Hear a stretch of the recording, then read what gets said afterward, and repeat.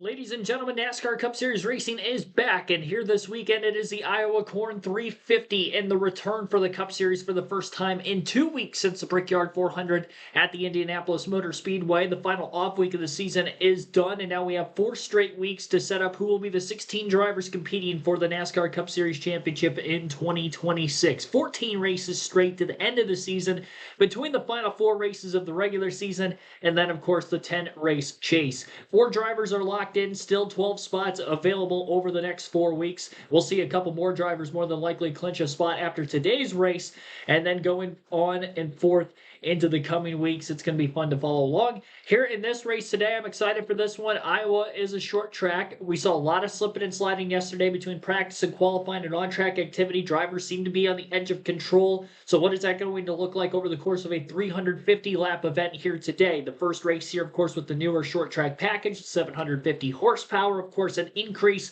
from years prior in the next-gen era at the 675 range. So here we go. I'm excited. Some short track Sunday afternoon racing. Yesterday, I thought we had a pretty good race for the O'Reilly Auto Parts Series when they were able to race and they weren't crashing on restarts. There was some entertaining racing going on. Great battles for the lead pretty much all day between several different drivers. Hopefully more of that here in this one. Me being a Ryan Blaney fan, selfishly, he's on the pole. He's won from the pole twice this season. Maybe there's another chance again here today for that. Team Penske has looked great all weekend again. Shorter, flatter ovals have been their strong suit in the next-gen era. No surprise for today. Now, more on the actual pre-race side of things when we do get closer to the race itself. But to kickstart the live commentary stream for the Cup Series, as we usually do, NASCAR trivia, and we will be doing a couple of NASCAR quizzes. For today, first, we're going to do Iowa race winners in NASCAR. They've only had 2 Cup races here, but several truck and O'Reilly races. 4 minutes on the clock. So 2 short form quizzes for today. Let me get the chat up on my phone so I can see you guys playing along. And obviously, our goal is to try to go for a perfect score or as close to that as possible when we do these quizzes for every live commentary stream for the NASCAR Cup Series race streams. And actually, give me one quick second. I want to make sure I got the thumbnail up and going. I don't know if I do or not. I apologize that the thumbnail is not where it's supposed to be. I might have to adjust on that. Okay, that's there. I want to see if I can edit the stream as I'm actually streaming. Oh, yeah, I don't have the thumbnail.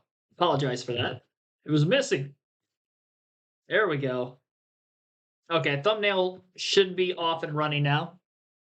I just noticed when I pulled up the stream on my phone that there wasn't a thumbnail on the actual start of the stream. So now there is. So things should be good there. First race of the month of August coming up shortly. First, we've got some NASCAR trivia.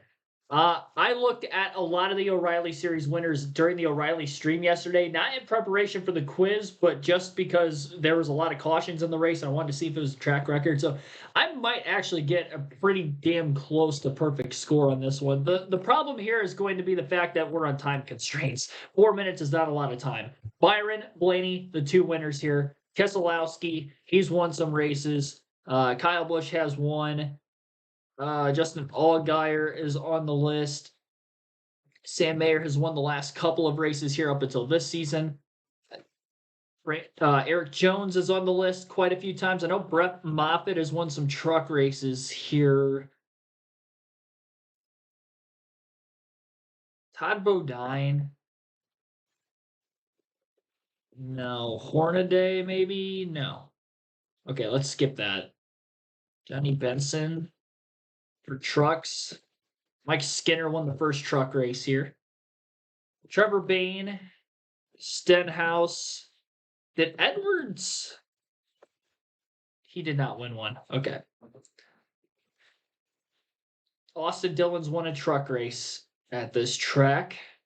Joey Logano is not on the list. Okay. Now there's a lot of active Cup Series drivers that were on the list. Let's see. Briscoe, Bell. Chase Elliott is not on here. Chris Buescher's on here. And James Buescher has won a truck race here as well.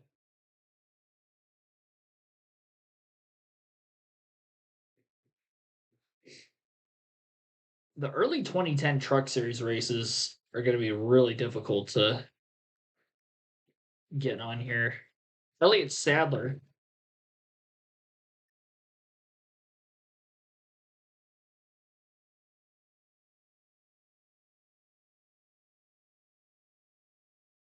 Already have him. Already put Christopher Bell. Like Gibbs? No. Gregson. Ah, that wasn't it. Gilliland. Already tried him.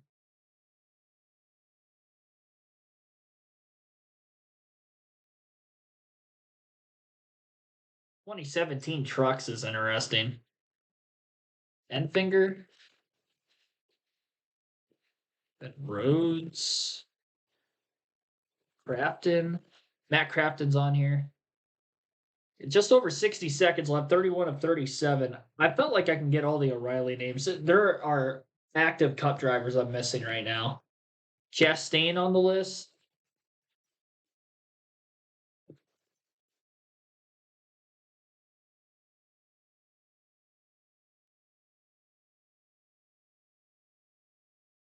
Let's think here. Iowa winners, O'Reilly Series. Some active Bowman. Larson. I think I tried Cindric already.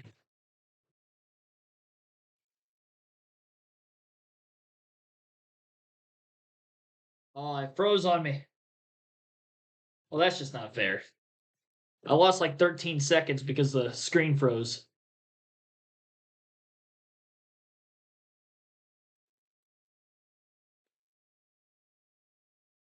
And who am I missing? 2017, Chase Elliott?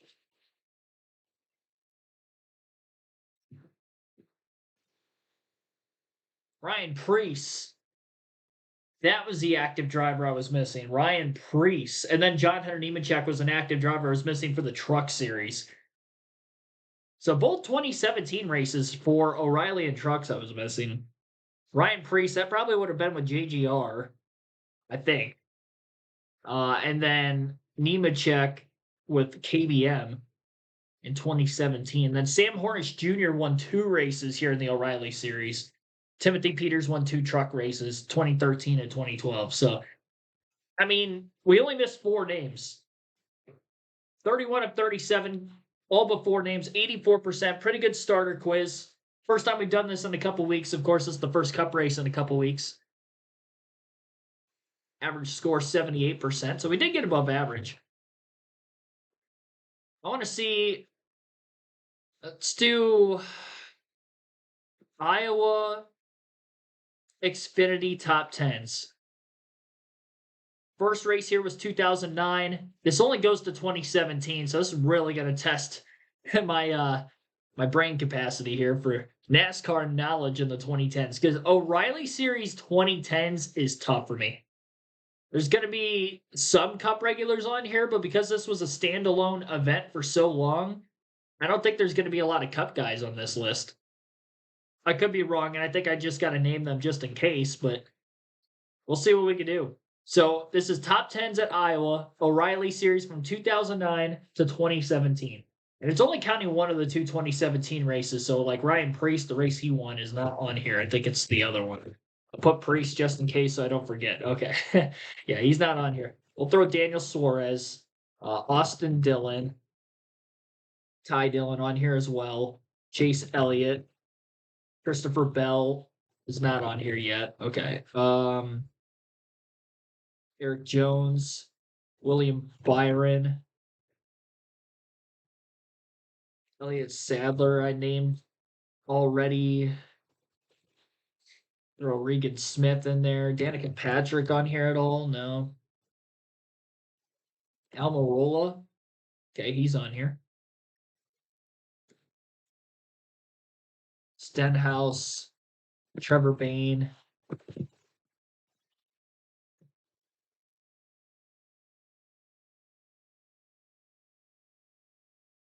Busher. Laney. Keselowski. Logano on here at all? He is not.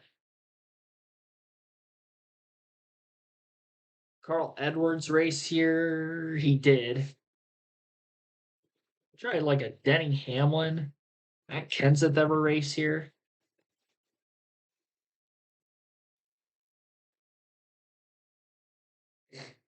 Yeah, like I said, not a lot of Cup guys. Hornish. 72 of 150 already.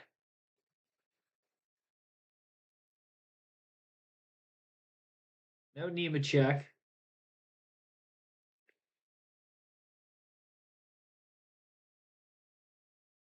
Ross Chastain. Allmendinger. Larson. Larson's on here. Bowman on here at all? He is.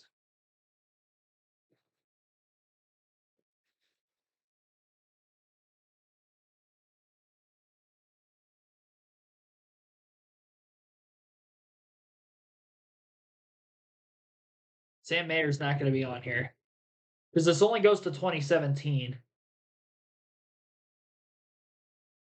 Bush. So now we've got all the winners.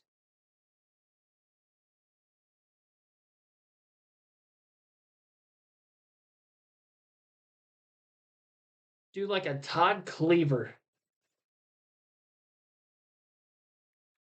John Andretti. Morgan Shepherd. Kevin LePage. Kenny Wallace. Oh, yeah, he's on here a bunch. Jason Leffler.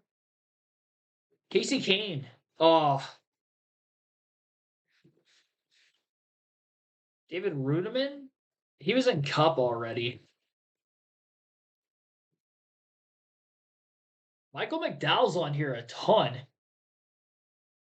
Glad I threw his name in there.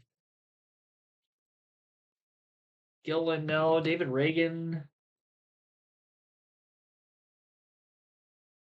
Anybody who scored a top 10 finish at Iowa, but this would be the O'Reilly Auto Parts series. So from 2009 to 2017. Excuse me. Kligerman. Parker Kligerman's on the list. Brett Moffitt's on the list.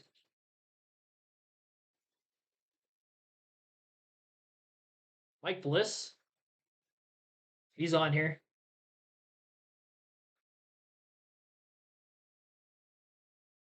Jason Keller. Casey Atwood is probably gone. Tim Fedewa, I don't know if he would have been there anymore. Terry Cook. Darnell. Oh, wow. Ben Rhodes was on here? I put Rhodes as like a shot in the dark, and I believe he was on here. Yeah, Ben Rhodes in 2015 had a top 10 in the O'Reilly race.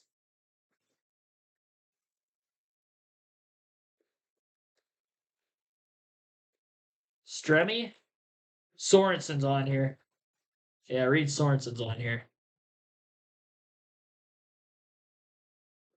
Kwasniewski?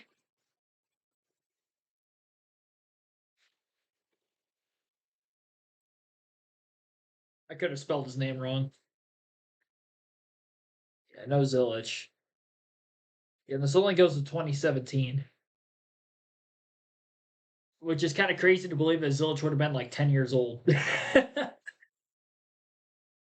Crazy. Uh, we're all getting old.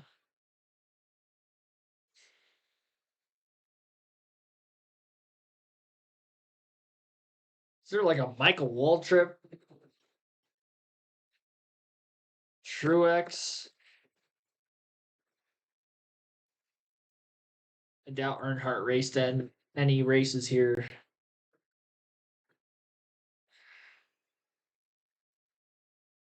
Brian Scott.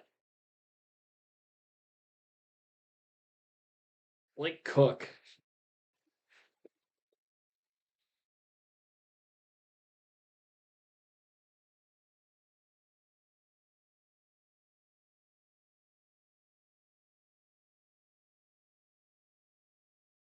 I do have Almirola already. I'm missing a lot of 2017.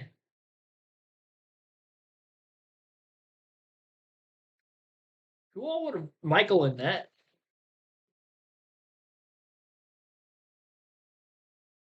150. Greg Biffle ever race here at all? No. I'll just throw like a Mark Martin in there. And see, a lot of these Cup guys aren't going to be here. Newman. Stewart. I mean, it's worth a shot.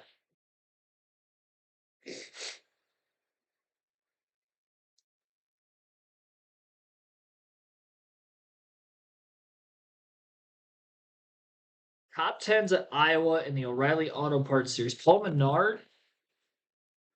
Clint Boyer. Striking out. McMurray. No Montoya. Ambrose run full time in this series.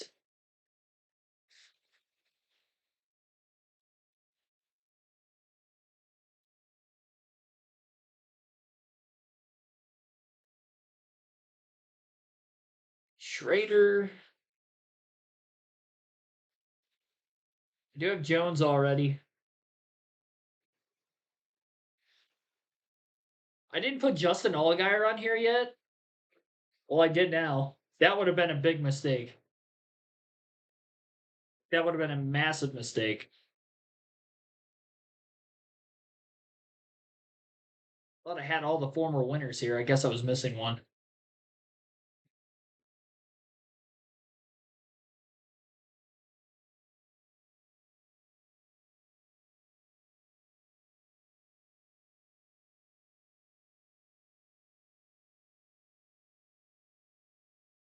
Emmerich around yet? No, he wasn't. Sieg. Yeah, Ryan Sieg's on here. Jeremy Clements. He's on here.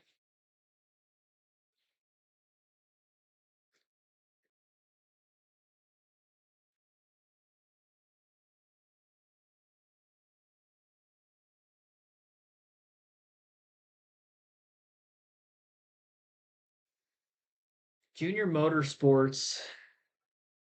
Got Regan Smith, Elliott Sadler, William Byron, Chase Elliott.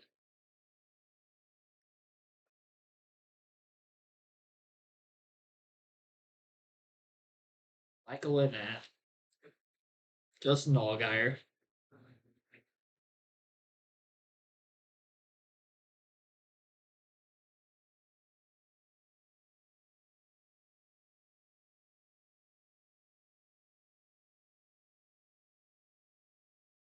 Game froze on me again. Did that on the first quiz too. I don't know how much time we have left. I can't type anything.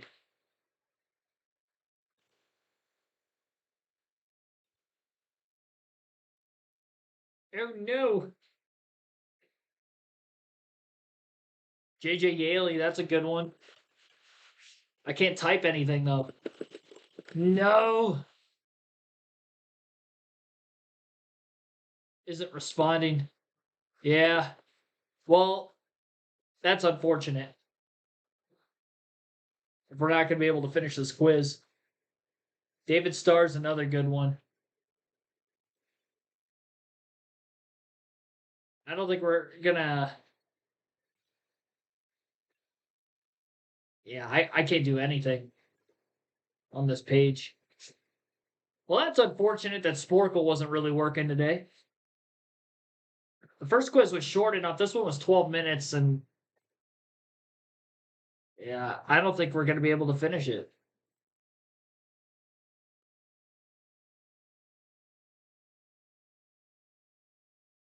Well, that's a bummer.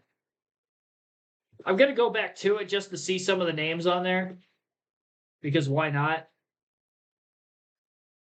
So we would have put J.J. Yaley and David Starr, because there were still 2.5 minutes left on the clock when it froze, and the chat put those names in there, so we definitely would have covered that. NASCAR, Iowa. Just to see. I'm not going to redo the entire quiz because it's 12 minutes, and that's going to eat into the rest of the stream time. I'll give up just to see who we were maybe missing. Oh, yes, Kevin Harvick. They usually don't get ads. Usually, usually don't get ads like that on this website.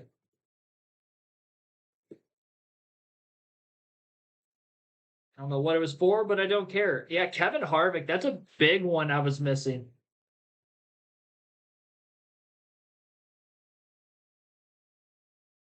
Matt DiBenedetto's on the list. We didn't name him. Josh Wise. David Mayhew, I would have never gotten. Full Wit. Brendan Gaughan. Okay, he's on here a couple times. Stephen Light in 2009 finished 10th. Kelly Byers finished 5th in 2009. Drew Herring in 2013 finished 6th. I would have not gotten that one. Okay, so I did try to type out Dylan Kwasniewski 2014. He finished 9th. I misspelled it. I tried spelling it a couple times. I should have paused it to try to put it in there. So I'm gonna give myself that one. Just because I did try to. I was just misspelling Kwasniewski a couple times. Trying to see if there's anybody else I was missing. Brennan Poole. It's another active driver. Dakota Armstrong. Yeah, I would have missed him. He's on here twice. Tyler Reddick. Wow, Tyler Reddick. Yeah, I was on the subject of thinking for junior motorsports, and I forgot about Tyler Reddick. That's a big miss. Garrett Smithley, another active driver, had a 10th place finish in 2017 at Iowa. And average score was 72%. I think we were at 125 of 150. And I wouldn't have gotten anything for Yaley or Starr. And I'll give myself Kwasniewski on the 1. So we have 126 of 150, which I believe is slightly above 80%, if I'm doing my math right. It's just slightly 81% we're looking at there. So we did get above the average score, and we still had 2.5 minutes left. I don't know that I would have personally came up with any other names, but maybe the chat would have gotten a couple more. Oh, Scott Legacy Jr. is on here too. I missed him. Scott Legacy Jr. finished 9th in 2009. See, I think of Scott Legacy Jr. from the Truck Series days back in the 2000s. I don't think of him running many O'Reilly or at the then time Busch Series races. All right. So that's going to wrap up our quiz for this weekend. Thanks for playing along in the chat. Now we get into more serious business, which is basically getting ready for today's Iowa Corn 350 at Iowa Speedway for the NASCAR Cup Series. We're going to hold off on going through the starting lineup. We're going to highlight the point standings here first. 4 races to go in the regular season entering today. 4 drivers are locked into the chase. Those 4 would be Denny Hamlin, Tyler Reddick, Ryan Blaney, and Ty Gibbs. As far as those 4, those are really the only ones battling for the regular season championship into these final 4 races. Denny Hamlin has an 84-point lead over Tyler Reddick, so no matter what happens today, he will be the points leader still after the race. Now, Hamlin struggled yesterday in qualifying, so he is going to be starting deep in the field. Had some issues with his brakes in practice. Tyler Reddick, Ryan Blaney, Ty Gibbs, they all qualified well. They're all going to be starting towards the front. Blaney, in fact, is actually starting on the pole. So it's going to be a tight battle for second between those guys. Only 51 points separating second through fourth right now in the battle for seeding. And maybe, just maybe, Hamlin has one off performance today. And Tyler Reddick, Ryan Blaney, Todd Gibbs are on it from start to finish, score a lot of stage points. One of those three get the race win today. And they're going to be back in this regular season title fight with just a few races to go after the fact. As far as the rest of the chase standings goes, these drivers, I think, are pretty much locks to make the chase. Obviously, they're going to be battling for their seating based on where they're running in the positioning order. But we got Carson Hocevar 5th, Chase Elliott's currently 6th, Chase Briscoe 7th, Kyle Larson 8th, Chris Buescher 9th, Christopher Bell rounding out the top 10. Daniel Suarez has been sliding as of late. I wouldn't say he's on the bubble right now, but he is at risk if he continues to have a couple of poor runs of maybe something catastrophic happening. He's definitely slipped back in the summer months because he was right around 7th, 8th in points right when he won the Coke 600. I think he was 7th in points. So he's dropped to 11th, but he is still, fortunately, 97 points above the cut line. Sorry, I did my math wrong. 103 points above the cut line for Daniel Suarez. That's not a lock with 4 races to go, but you can score as many 75 points. If he chunks away top 15 runs, these next few weeks, he'll get in. He doesn't have to do anything special with where he's at right now. William Byron, 12th in points. Kind of the same thing for Suarez. I think he has a lot better equipment for Byron. And I think he's got a higher ceiling and has been running a bit better in the summer than what he was in the spring at the beginning of the season. But it hasn't been consistent. It's been like he'll get a top 5 here, and then the next week he'll be running 20th the whole race. So it's very inconsistent, but the ceiling's high for him to score a lot of points in one of these races, and he did win at Iowa last season, so he's got that going for him. He didn't qualify particularly well this weekend, but we'll see how he does. Joey Logano, on the other hand, did qualify well, and he'll be starting third. He was very fast in practice, and the last short track he dominated and won at North Wilkesboro. Team Penske is great on the flat short ovals. Joey Logano is going to be a threat to win, not only this week, but he's had great runs at Richmond the last couple of years. As well. Daytona obviously is huge for Penske with the super speedways, and New Hampshire is a shorter, flatter oval. So realistically, Joey Logano could go out here and win any one of these 4 races to end the regular season. I think he's going to have strong cars in all of them. As long as he keeps it clean, he should make the chase. But he is on the bubble, 13th right now, but better than 20th in points, which is where he was just 3 races ago. Bubba Wallace is now 14th in points. He's been sliding lately as well, but Toyotas have been pretty good on the intermediate tracks. Problem is we don't really have any intermediate tracks left in the regular season. We got Daytona. I guess you could consider New Hampshire an intermediate track with the longer straightaways. It is a 1-mile oval, but races like a short track. And then we got traditional short tracks, Iowa and Richmond, the next 2 weeks. So not going to be easy for Bubba Wallace. The good news is the guys he's competing against, for instance, this week, Shane Van Gisbergen didn't particularly qualify well. Ryan Preece is starting in the last row of the field, I believe, in 35th. Eric Jones didn't qualify well. Keselowski crashed in qualifying. So although he doesn't have a good starting spot for today's race, he is already above the cut line. So these drivers that are behind him are going to have to make gains on him. And right now, they just kind of look to be equals at that. Austin Cindric is the only driver I would consider maybe having a good shot at jumping both Wallace and SVG in points today, just because Team Penske all around has looked quick, and Cindric is very fast in practice. He didn't qualify as well as Logano and Blaney, but I still think there's going to be some speed there, and he's had good runs in the last 2 years as well at Iowa. Ryan Preece had a top 5 here last season, but again, RFK struggled yesterday, especially in qualifying between Brad Keselowski crashing in qualifying, and then Buescher. Preece just did not qualify well at all. Preece is going to be starting outside the top 30. Buescher starts outside the top 25. Work going to be cut out for RFK today. They definitely look well off of where Penske is as far as the Fords go heading into the race this afternoon. Eric Jones has been kind of struggling as of late. We'll see if he can pick up. He was starting to build momentum there right around June, and then things have fallen off over the last few races. He's 18th in points. He was as high as 15th just a few races ago. You never know. He could get that back, but he too kind of starting deep in the field, and it's going to be a grind. Keselowski, I mentioned, crashed in qualifying. Did show speed there. He was actually 4th place on his first lap and then crashed on his second, so he'll be at the back of the pack for the start. Michael McDowell, 20th in points, right on the bubble. Ross Chastain just 6 points behind him in 21st. Maybe Chastain makes a run. I just don't trust Team Trackhouse based off of the cars that they put forth on a week-in and week-out basis.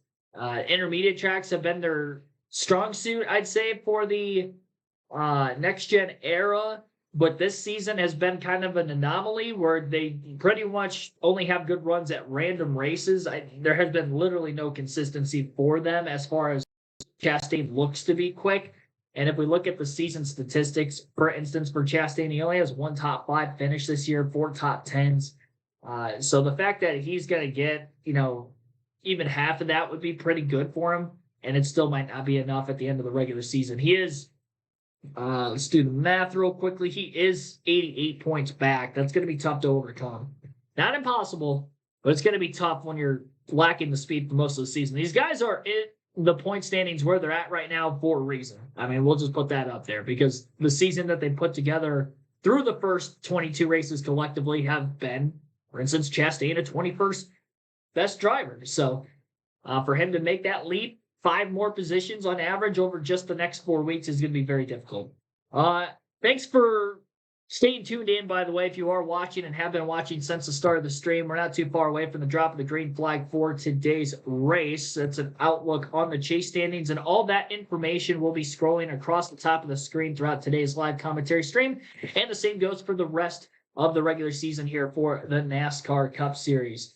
As we head into the start of today's race, we will go through the starting lineup for the Iowa Corn 350. Ryan Blaney on pole, former winner here. He won the 2024 inaugural Cup Series race at Iowa. Kyle Larson will be starting on the front row as well. He has finished outside the top 25 in his first 2 Iowa starts and a DNF at Indy in the last race, so definitely looking for speed. Qualifying on the front row, very impressive, especially because he went out so early in qualifying. He was a 6th car to go out and make a lap, so qualifying on the front row and having that lap time hold, very, very impressive for Larson. We'll see if he can end his 46 race winless streak today. Joey Logano went a couple of weeks ago in the last short track race at North Wilkesboro. We'll start in the inside of row 2. And Brad Keselowski, former O'Reilly winner here in the first race they had in 2009, crashed in qualifying yesterday. So while he qualified 4th, he will be starting at the back. Tyler Reddick with Ty Gibbs will be in row number 2. Reddick 2nd in points. Of course, 5 wins on the year, a slide through the summer, but trying to pick back up again.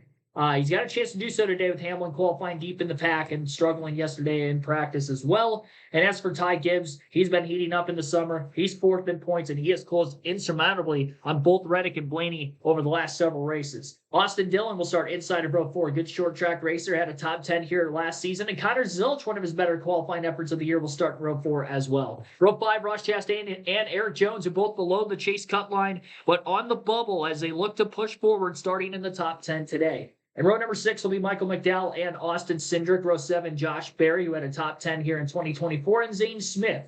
Noah Gragson with Ricky Stenhouse Jr., a former O'Reilly winner at Iowa, in row number 8. Row 9 for Todd Gilliland and Carson Hocevar, who has finished in the top 15 in the first 2 races here and actually on the lead lap in both races as well. William Byron with Chase Briscoe in row number 10. Byron won this race a season ago, and Briscoe was the pole sitter in that event. John Hunter Nemechek and Christopher Bell will make up row number 11. Row 12 for Shane Van Gisbergen and Austin Hill. Row 13 will be A.J. Allmendinger and Bubba Wallace. Row 14 for Chris Buescher and Riley Herbst. Row 15, Denny Hamlin, again starting deep in the pack, had brake issues, made some changes overnight tonight to try to help that out. And Alex Bowman will be in that row as well. Row 16, Ty Dillon and Chase Elliott, who crashed in practice yesterday, so slow in qualifying as a result of which Daniel Suarez starts very deep in the field, poor qualifying effort for the 7 team, and Cody Ware will be in row 17. Row 18, Ryan Preece, who scored a 5th place finish in this race a season ago, and Cole Custer coming off the heels of a 13th place run at Indianapolis in the Brickyard 400 2 weeks ago, round out our 36-car starting grid. No open entries for today's race. So again, 36 starters on the field, our usual suspects on a weekend and week-out basis in the NASCAR Cup Series. Stage splits today, only a short 70-lap sprint in stage number 1. Stage 2 is going to be a 130-lap distance, and the final stage, 140 laps to take us to the finish. So there you have it.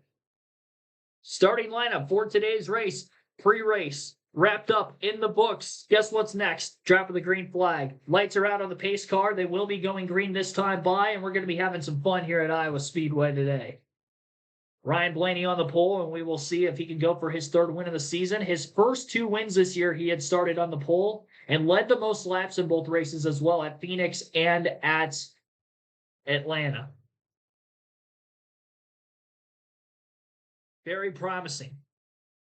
And much like Atlanta, just a handful of races ago, Team Penske lights out in qualifying, swept the front row, They were lights out in practice yesterday. Qualifying, Cindric a little bit behind where Logano and Blaney were, but obviously both in the top three, the 22 and the 12. They're going to be very tough to beat here today. I'm going to take Ryan Blaney for the race win. I wanted to take Joey Logano based off of North Wilkesboro, but I think just the fact that Blaney is starting on the front row alone and has won here before, I'm going to take Ryan Blaney. But as a whole, I'm not going to say I'm going to be shocked if Team Penske doesn't win, but I think they're the overwhelming favorite for the win today. It's going to be very tough to beat Team Penske this afternoon based off of what was shown yesterday in on-track activity and at North Wilkesboro just a couple weeks ago. Just having that race and a track similar to it just 2 races later on the schedule and seeing how good they were in practice and qualifying and the race in that one, and practice and qualifying's gone well for them already this week. It's going to be quite difficult for the rest of the field. Shout out to those of you that are tuned into the stream right now. We got Irina Sayre, Steve J, AJF, JoJo, Dean Tate, Frank Powers, Mike G, Marcus Villarreal, Terry Lewis, and many others. Thanks for tuning in, everyone.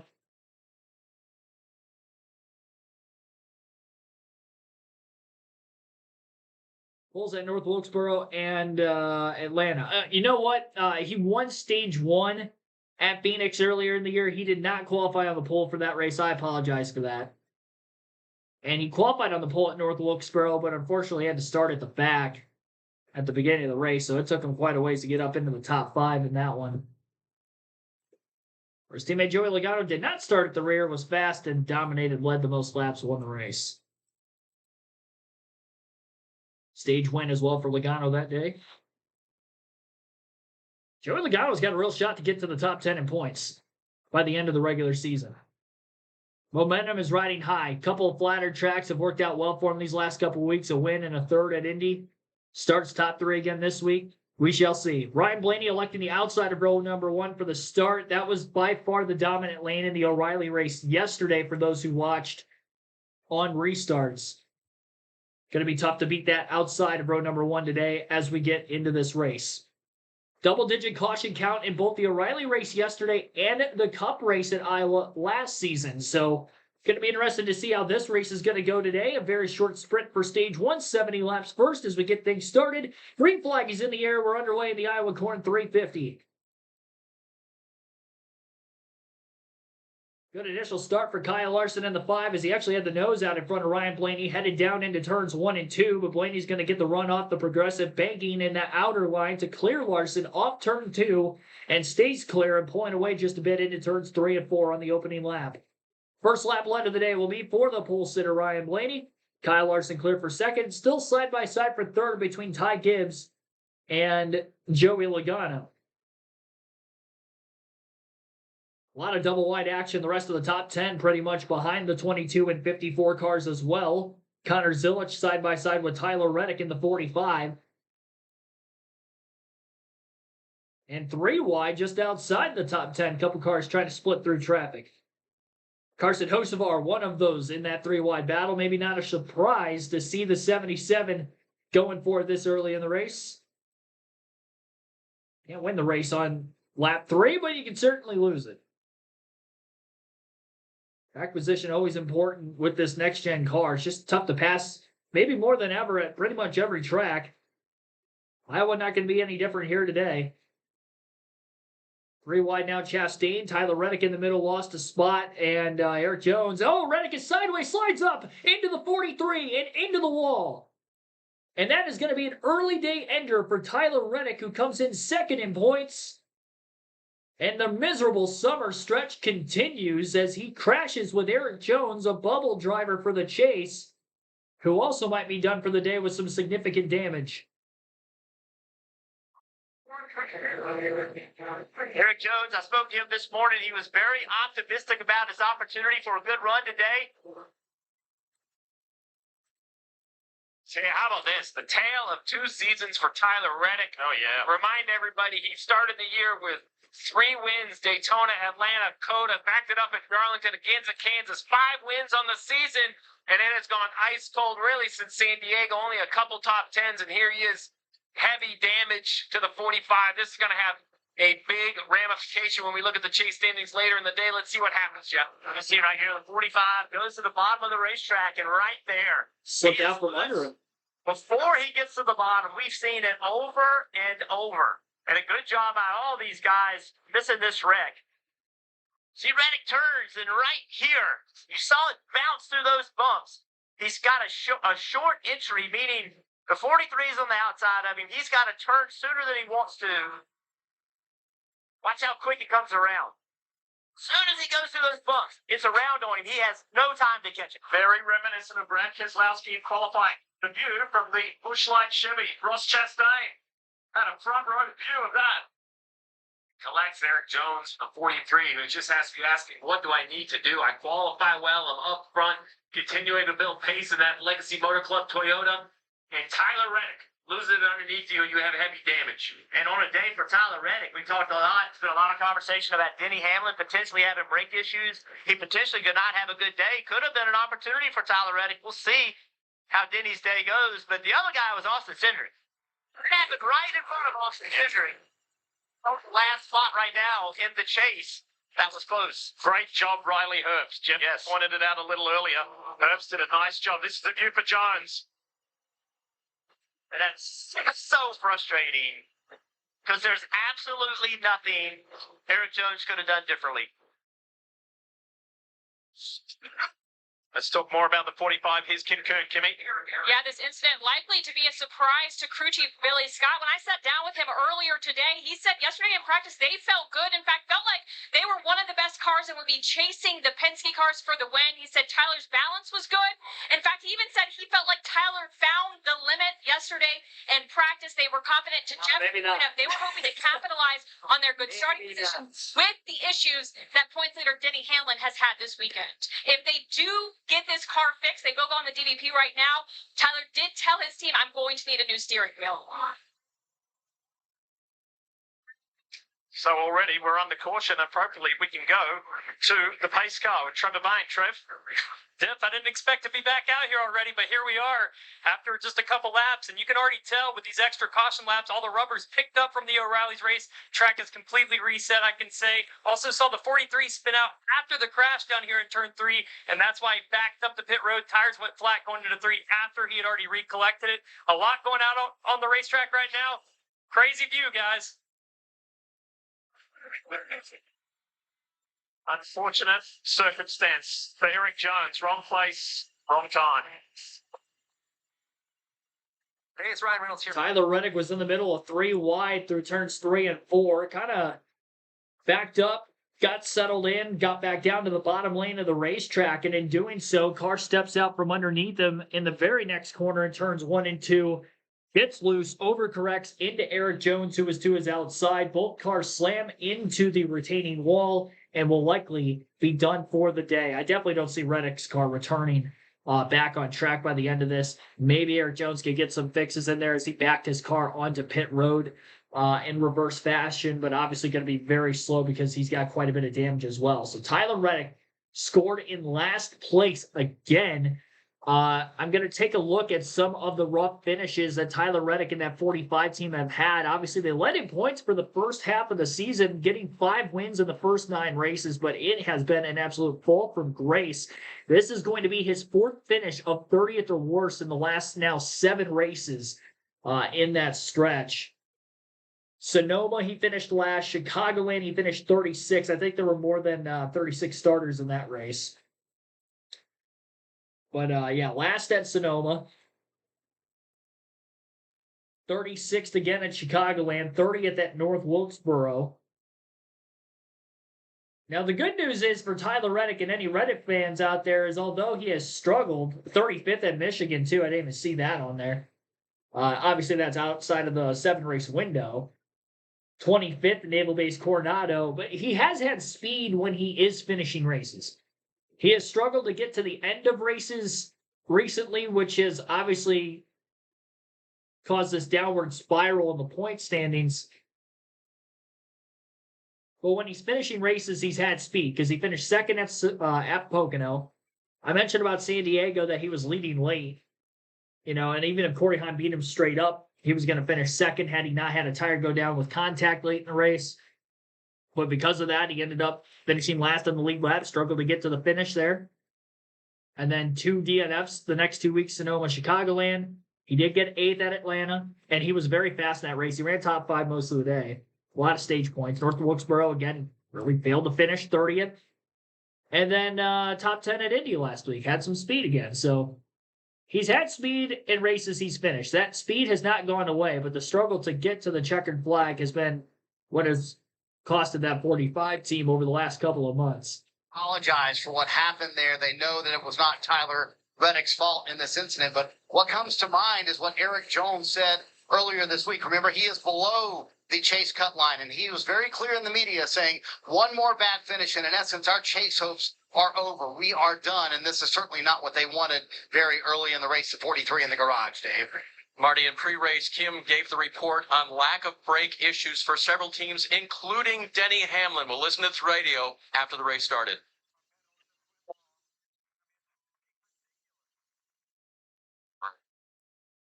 This morning in the garage area, I caught up with Denny while he watched his team replacing brake rotors and also adding cooling to his race car at the front end where the brakes are. But they were not allowed to change brake pads by rule. And I said, is that going to put you in a bad spot? He told me, you know what?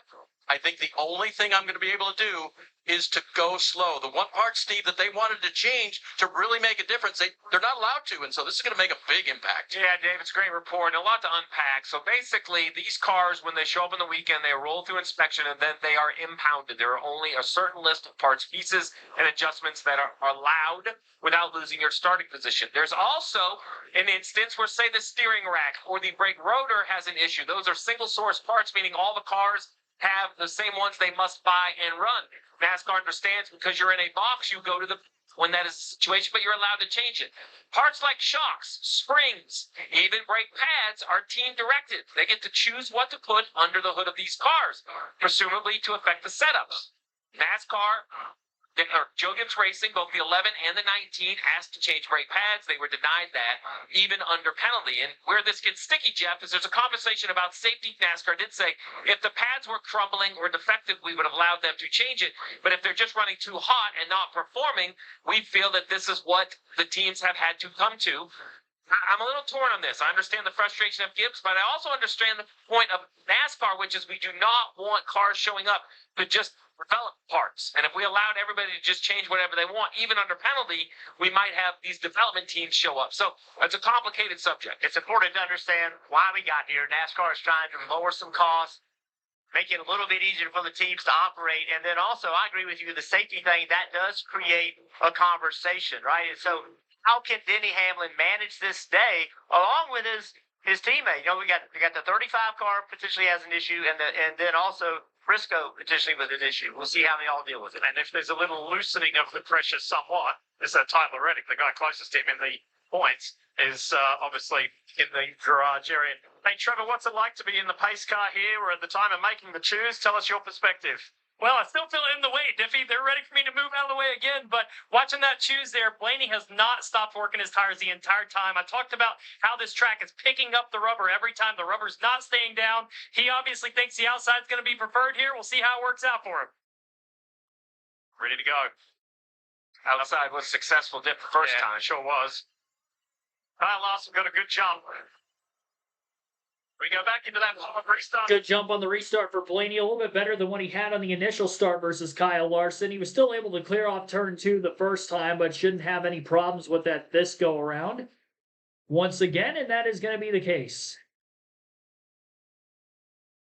So an early crash taking Tyler Reddick and Eric Jones out of the race.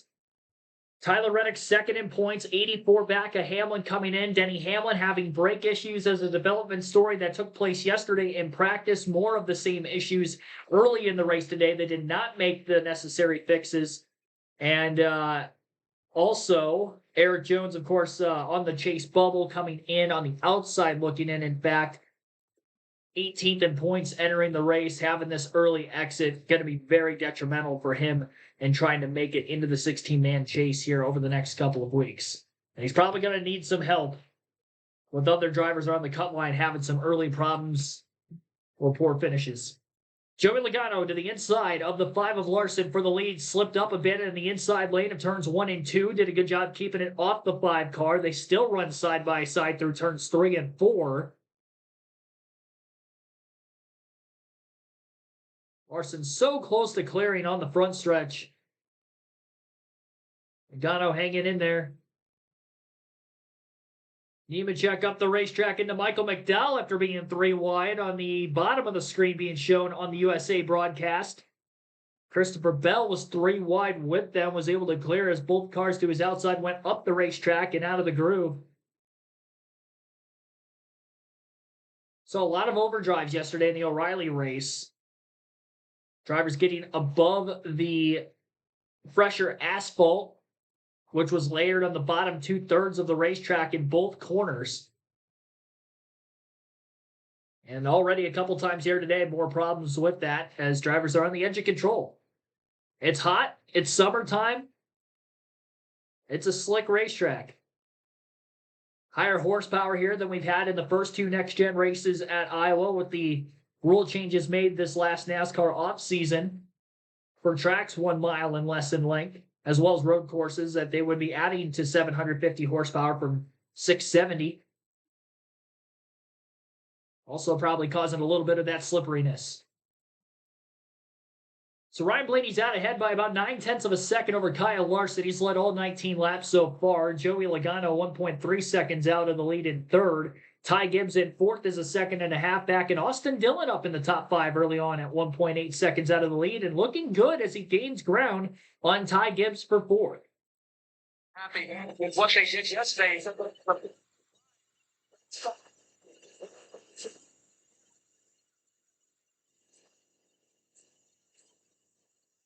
And pretty much a third-place car here until late race incident dumped them back tonight. But Austin confident as he comes here and confident at the start of this race. The tire test for Austin Dillon back earlier in the year. Got some track time here. That's always useful. Not to mention, I mean, we've discussed the Richmond, how good he is. And Steve, you're right. I mean, this track feels like a big Richmond. Yeah, it's amazing when you look out the window how much bigger it looks. But the shape, the transitions, all of those things. Another car that seems to have found a pretty good pace early in this race. The 23 of Bubba Wallace in 11th. He's up 7 spots already. Ross Chastain side by side with his teammate Connor Zilic. Connor Zilic in a little different color, that Roto-Rooter scheme. Him and SVG keep handing around that Red Bull sponsorship at times. You got to blink to make sure you know who's in which car. Speaking of Trackhouse, congratulations to team owner Justin Marks. Their MotoGP team won today in Silverstone. Incredible accomplishment for the 2nd time this year.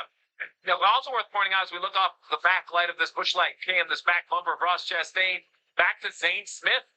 And then 2 spots behind him, Todd Gillen. So 2 of the front row cars running very well and very competitive. There's Todd right there in the 34 that loves automobile, coming off that big in-season challenge win back in Indy, the $1 million win. See, you know, that it isn't for points. It's just a financial gain. But is that momentum? Is that a shot in the arm for a team like the 34? So far, so good. Here they are running 10th.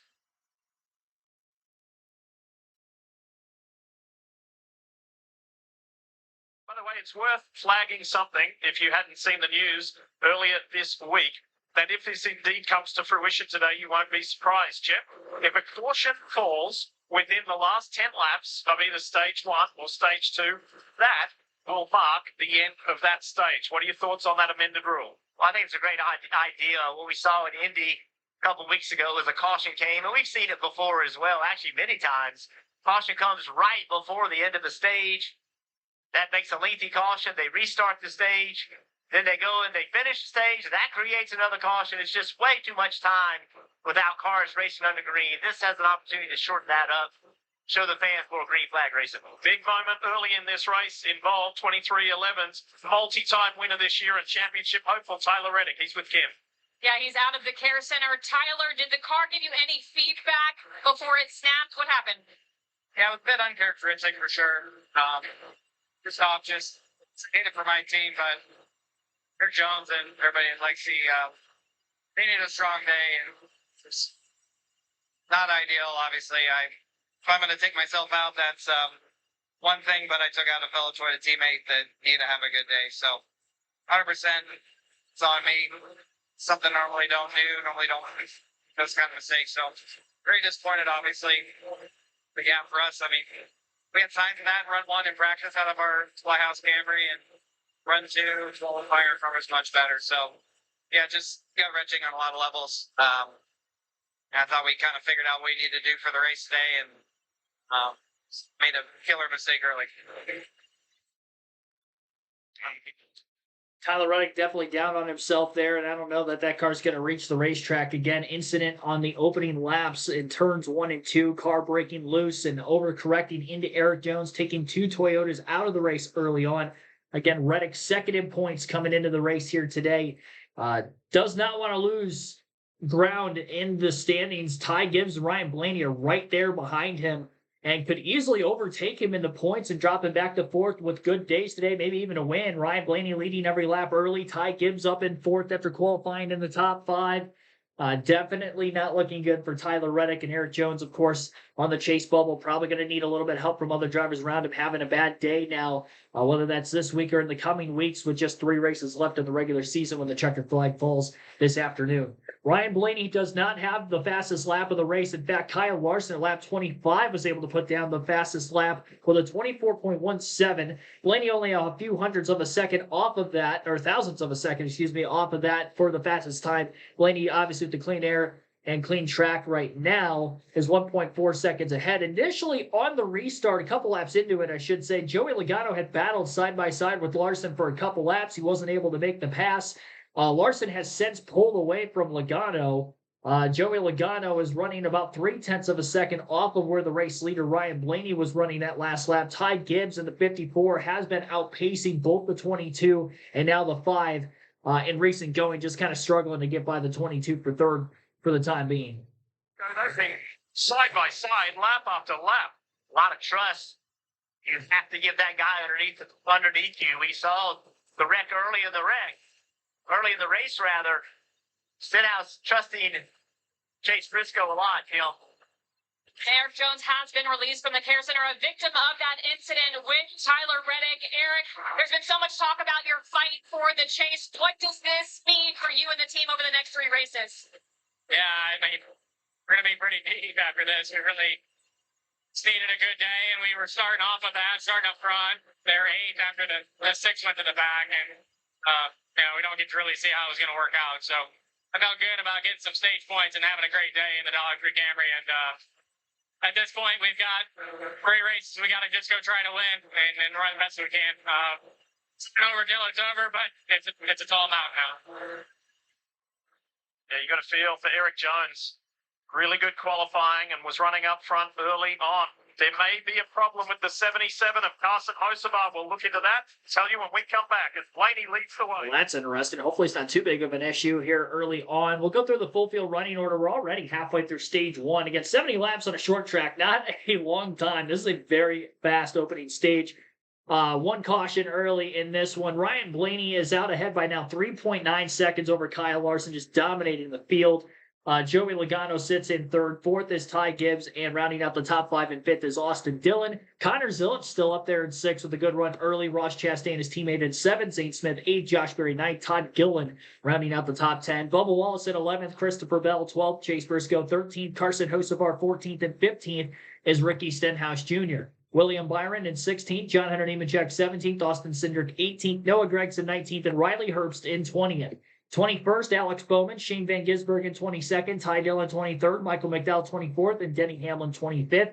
26th, AJ Allmendinger, Austin Hill in 27th, Brad Keselowski 28th, Daniel Suarez 29th, and Ryan Preece is 30th. 31st for Chris Buescher, Chase Elliott 32nd, Cody Ware 33rd, Cole Custer 34th, and then the 2 cars out of the race right now, Eric Jones 35th, and Tyler Reddick scored 36th. So that rounds out our full field running order. 8 caution laps with that opening yellow, which ended up striking. Let me make sure I get the lap correct on the time of that incident. Lap 4 is when the caution came out for Tyler Reddick. and Eric Jones. No lead changes as, again, Blaney's led every lap from the start. Just over 20 minutes in. You're listening live on KRC. We'll take our first break of the Iowa Corn 350.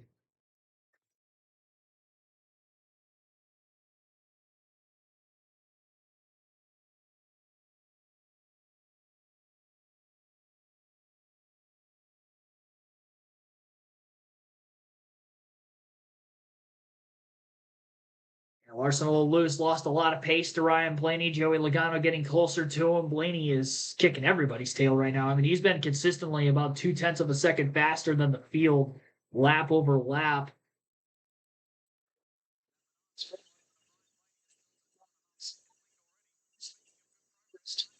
To by Bush.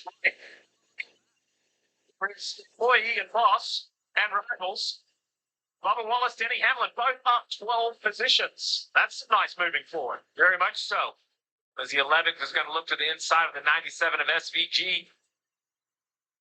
You mentioned as we went away the 77 of Carson Hocevar. We've heard some comments on the radio. Lap times fluctuate a little bit. Dave, what are you hearing on the 77?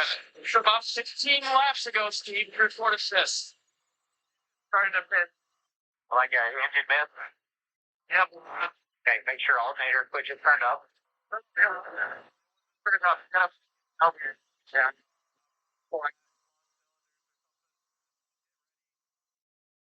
Alternator switch not turned on. So, Steve, how long did these cars run? I mean, it was only 25 laps without the alternator charging the battery. Sounds to me by that radio, to your point, Dave, that the alternator was shut off. It'll do that at times for extra power on the initial start. If you have brake fans, I'm not exactly sure it's alternator load, but perhaps it just got low enough on literally power, like electrical power, that the car wouldn't fire completely, and it was running flat. I had thought it was blowing up completely because he was losing spots. He still looks a touch off the pace, but much closer than when he looked a few laps ago. We're just going to have to keep an eye on it. See if this is something they can change, or if it will just, over time, charge the batteries enough, or if it's damaged something else. Well, you can see how his corner speed is fine. He gets to the corner, has good pace, but then when he's in the gas, it's not doing anything. Watch Riley Herbst. He'll just drive away from it right here on the straight.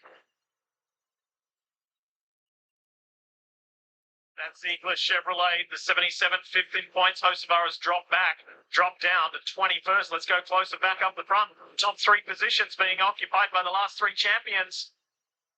And this is Joey Logano. Let's take you back a few moments ago, Jeff. Have a look what happened. Whoa! Just a little bit of a misjudge. Contact right there. He ended up getting by. Larson is now driven away from him. I talked to Larson this morning, and he was not very optimistic about what he had today. Didn't feel like he was very good. Balance wasn't good. Didn't have grip. He just was not happy with his race car. Marty. Yeah, Jeff, you would think qualifying up front that the 5 team would be happy, but Cliff Daniels told me this was good. We went the wrong direction. We actually went back to some old notes for Kyle Larson to help come up with a setup for today. After that moment that you just saw with Joey Logano, Cliff Daniels came on the radio and said, hey, shake that one off. You're leaving too much room on entry. That's one of the reasons Logano was attacking that. That was a really close call. That could have been ugly. That could have been another race that ended in the wall this year for Kyle Larson. So lucky escape. Still sits third. And Logano has closed the gap to his teammate. There's Cliff Daniels that Marty was talking about. That radio communicate to his driver just to shake that one off, keep going. Ty Gibbs sits in a nice fourth, and then Austin Dillon still in the top 5. Yeah, we talked about Hendrick, and as I was looking at the kind of a deeper dive in the stats, Kyle Larson is second on laps led, yet 29th on laps completed. I mean, that's quite a deviation, right? So that's really the tail of their year. Okay speed, but when they try to make okay speed great, they either push into a mistake or get caught up in somebody else's mess. 19 of Briscoe seems to be slowly marching his way back forward. Going by the 23 of Bubba Wallace, Kim. Yes, Bubba Wallace up to the 13th position after starting 24th. Their first goal already completed. Charles the Knight McCrucci told me our first focus is to get in front of the 4 of Noah Gragson, who started 15th before the first pit cycle because of where they're pitted. Noah pits behind the 23. It would have been a major headache had Noah been ahead of them. Now there's still 20 to go in this stage, so Wallace has to hold in that position. They're just shy of their second goal, which is to be running in the top 10. They want to do that for the next 4 races in order to secure their position in the chase coming in here, plus 60. Christopher Bell passed to Todd Gilden for 10th place. Christopher did not qualify well coming into this race, and that's been a common theme. They missed out on a lot of stage 1 points, but a good march to the front so far. And Blaney has got the back of the field, including Chase Elliott, the 17 of Busher, the 60 of Priest. Looks like the 7 of Suarez as well. 18 to go in the stage. This is going to be a swarm for Blaney. And just getting held up here a little, how much will that allow Joey Logano to bridge that gap with more than 3 seconds to his teammate? It always fascinates me here. Like, I think Blaney can almost park it here and give up the 3 seconds and still win the stage, but lapping these cars has its advantages, trying to eliminate guys to making a comeback. And also your car, how does it run in traffic? Remember, this stage is only 70 laps. The next stage is 140. So you're absolutely going to have a pit cycle, but you're also going to have to work your way through lap traffic. So what does your car need right here as Blaney turns left and gets a run on the 9 of Chase Elliott? Talking about lapping a couple of guys here potentially who are both in the top 10 in points. In Chase Elliott and ahead in the 17, Chris Busher. Yeah, two RFK cars racing hard to stay on a lead lap. Keselowski's already a lap down. No, I'm sorry, Keselowski's ahead of this. Oh, this is why you talked about how hard it is to pass. So Chase Elliott gets ahead of Chris Busher. Busher is now the man to be put a lap down if he doesn't do anything about this. 15 to go in stage 1 here at Iowa Speedway. 55 laps complete. Ryan Blaney working through heavy lap traffic between Priest, Chase Elliott, and Chris Busher right there around him. Has now went from about a 4.5 second lead down to a 2.1 second lead the last time by the start finish line over his now teammate Joey Logano, who took over second place a few laps ago prior from Kyle Larson. Top 10 in the running order looks like this. You got Ryan Blaney leading, Joey Logano second, Kyle Larson third, Ty Gibbs fourth, and Austin Dillon 5th with Connor Zillage 6th, Ross Chastain 7th, Zane Smith in 8th, Josh Berry 9th, and Christopher Bell now rounding out the top 10. Bell up 6 positions from the restart moments ago. Denny Hamlin going forward. He's up 9 positions from the restart after the lap 4 caution to 19th. Michael McDowell down 12 positions in the wrong direction. Minus 11 spots for Carson Hocevar, who was dealing with some power issues there. Austin Cindric down 9 spots. Not looking quite as good as his teammates up, running first and second at the front of the field at the moment. Sid Lanier, thanks for tuning into the stream. Lancelot, thanks for tuning in as well. I don't think I shouted either of you two out yet. Appreciate everybody that has tuned in throughout today's live commentary coverage of the Iowa Corn 350. Getting towards the end of stage number 1 here shortly. Lots of racing still to go, though. 130 laps in stage 2, 140 in stage 3.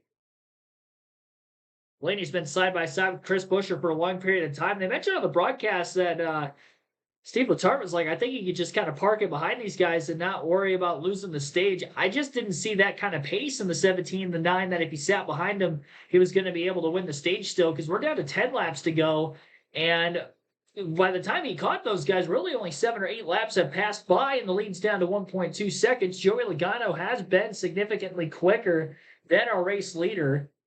Finally, one of those cars is in the rearview mirror of Ryan Blaney. He's still got Chase Elliott and Ryan Preece in front of him. Chris Busher now the first car lap down. Elliott to the inside, looking to make a pass on Ryan Preece as they cross the start-finish line. As far as Chris Busher is concerned, the 17 is now behind him and down the lap. Now he works on Ryan Preece in the 60 and Chase Elliott, who started way back in the field because of a crash yesterday in the lead up to today's 350 lapper. Quick reminder about the new stage break procedure. We discussed this a little earlier, that if a caution comes out now in the last 10 laps of the stage, won't put the caution out, then go back to racing and then take a stage break.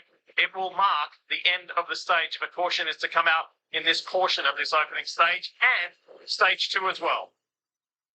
Impressive set of corners by Ryan Blaney to roll around the outside of the 9. Oh, Ryan Priest with a big wiggle. You can see the back completely unhooked on corner entry. That's going to make the job much easier for the 12. Chase Elliott very thankful because he follows him through to stay in that free pass position.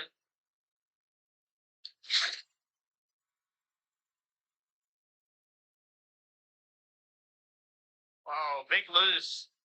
Whoa. Nice job of saving it. Almost got in the wall. That's Denny Hamlin, by the way.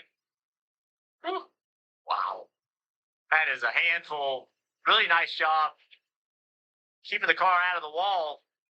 He took it up to 19th place, and he has good lap time. There's a lot of laps. He's the fastest car on the racetrack. You watch him right here. He rolls the middle. Look at the speed he's able to roll the middle and pick up the throttle. I really want to see what the comparison is on a corner entry. Just a reminder, Hamlin complaining about braking issues all weekend. Even right there, the 48 concedes the spot of corner entry. Made up tremendous ground from his starting position. 17 spots for Denny Hamlin. Here's one of his teammates, Ty Gibbs in the 54. The Sirius XM Toyota for JGR, side by side with Larson for third. The last short track on the schedule with North Wilkesboro, and really Blaney, Logano, and Ty Gibbs is the driver perhaps to what we forgot about. Logano put on a dominant performance, but Ty Gibbs was very good. He had a speeding penalty late, which put him behind in that race. It was a very much what could it have been attitude out of this 54, which I agree with in the fans of Ty Gibbs. A clean race today might be the opportunity for redemption of this 54 car. Well, this is just the fourth short track of the season. And in the previous 3, there's been 3 different winners on those short tracks. Chase Elliott at Martinsville, Ty Gibbs with that career first at Bristol, and then Joey Logano with that epic victory at North Wilkesboro. Here is Wallace on Gilliland. And this is for 12th place. And Todd fights back on the outside in the Loves Ford.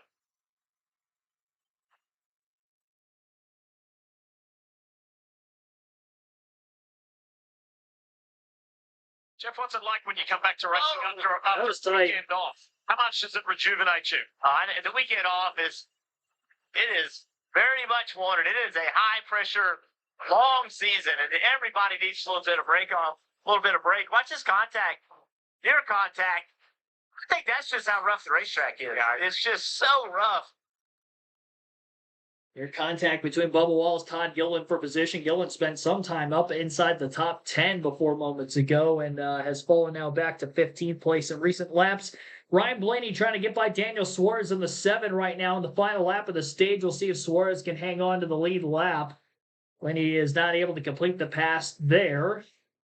Also, the 9 of Chase Elliott trying to hold on to the free pass position, but Chris Buescher barrels it off into turns 3 and 4 underneath, and not quite going to be able to get by Elliott. And Blaney does not pass Suarez, so Suarez remains on the lead lap. Chase Elliott will get the free pass and get back on the lead lap here at the end of stage 1.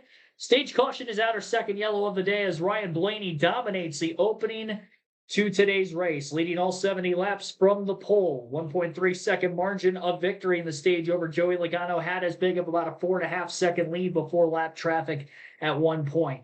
1-2 finish for Penske in the first stage with Logano second, Kyle Larson third, fourth for Ty Gibbs. And how about Austin Dillon scoring 5th place stage points? Raj Chastain at 6th, 7th was Christopher Bell, Chase Briscoe 8th, Connor Zilic in 9th, and Zane Smith rounding out the top 10. So all those drivers getting points, 1 point per position inside the top 10, and we have reached the end of the first stage. And because the first caution was at lap 4, we have not seen any pit stops yet, so these will be the first pit stops of the race when they do come back from commercial. We'll take a quick break of our own. You're listening live on KRC to our full flag-to-flag coverage of today's NASCAR Cup race at Iowa.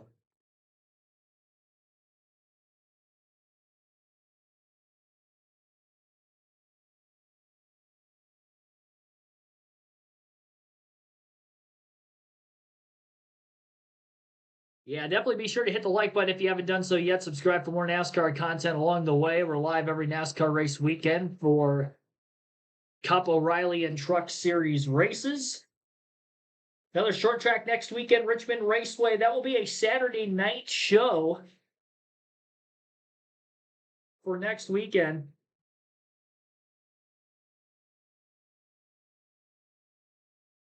So we're going to do a Friday and Saturday set of streams next weekend instead. And let me pull the start times up for that right now while I'm talking about it. Pull up another tab on NASCAR.com.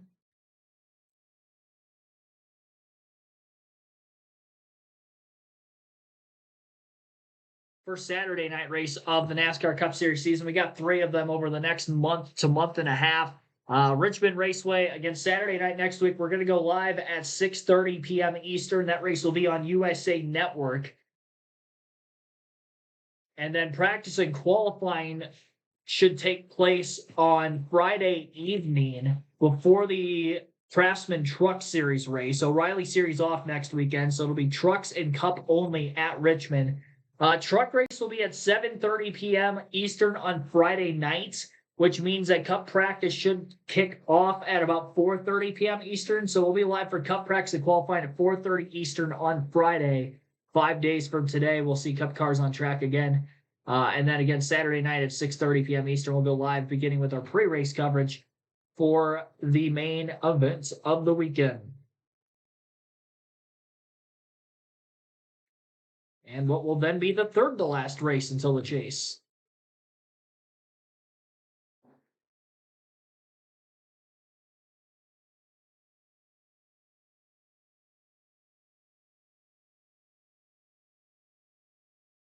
By Iowa corn growers. Pump unleaded 88, grown by Iowa corn farmers. Allied, banking bill for life today. Allied Bank, member of the FDIC. Toyota, let's go places. And by Liberty Mutual Insurance, only pay for what you need. Big crowd today. Capacity crowd here at Iowa Speedway as we check out who earned what stage points. Obviously, Ryan Blaney got the maximum with that domination of the opening stage, and his teammate Joey Logano continues this better second half as they dive for the Busch Light pit road. Dave Burns is standing by. Davo, take it away. Ty Gibbs started this race fourth, and he runs in the fourth position. He said, I can't keep the right rear under me. It's just a little bit too free for what we're doing right now. 4 tires, hand fuel, Marty. Boy, Dave, what a stage 1 for Team Penske. As Diff mentioned, Joey Logano said, I need a little bit better turn in the center and got a little bit too free the longer we ran. A flawless stage for his teammate Ryan Blaney, leading every lap in stage 1. He said his biggest challenge just trying to manage the rears. He said he got a little bit too tight with traffic. Blaney did his job. Pit crew does their job. Blaney will serve here on pit road. Ninth race off pit road. Man who's been out in front all day long stays in front.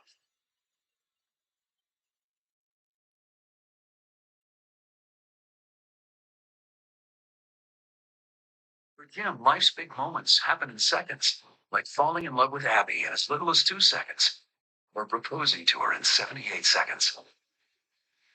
Then Jim had the hardest conversation of his life in 100 seconds when he learned that he had cancer. Because life's big moments add up in seconds, Jim and his doctor chose Opdivo Qvantig for its administration time, an injectable immunotherapy given in as little as 180 seconds. It may be used alone in adults to treat melanoma, a type of skin cancer that is spread or can be removed by surgery, and is approved for many other cancers. Opdivo Qvantig Wasn't trying to be away that long during the commercial break there. I had to refill my water. Ryan Blaney still scored as the race leader, it looks like, in the race off of pit road.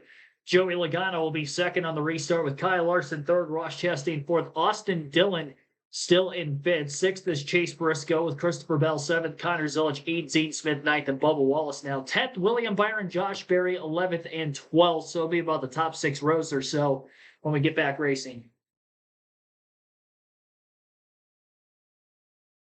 So 70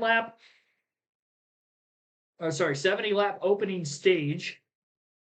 We will race to lap 210 to the end of stage 2, which will be a 130 lap stretch.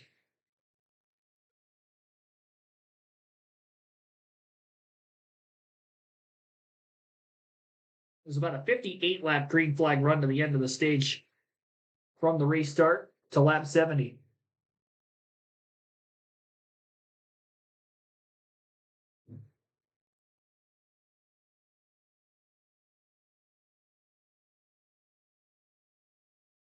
Yep. This track is nicknamed the fastest short track on the planet. A lot of long straightaways at Iowa.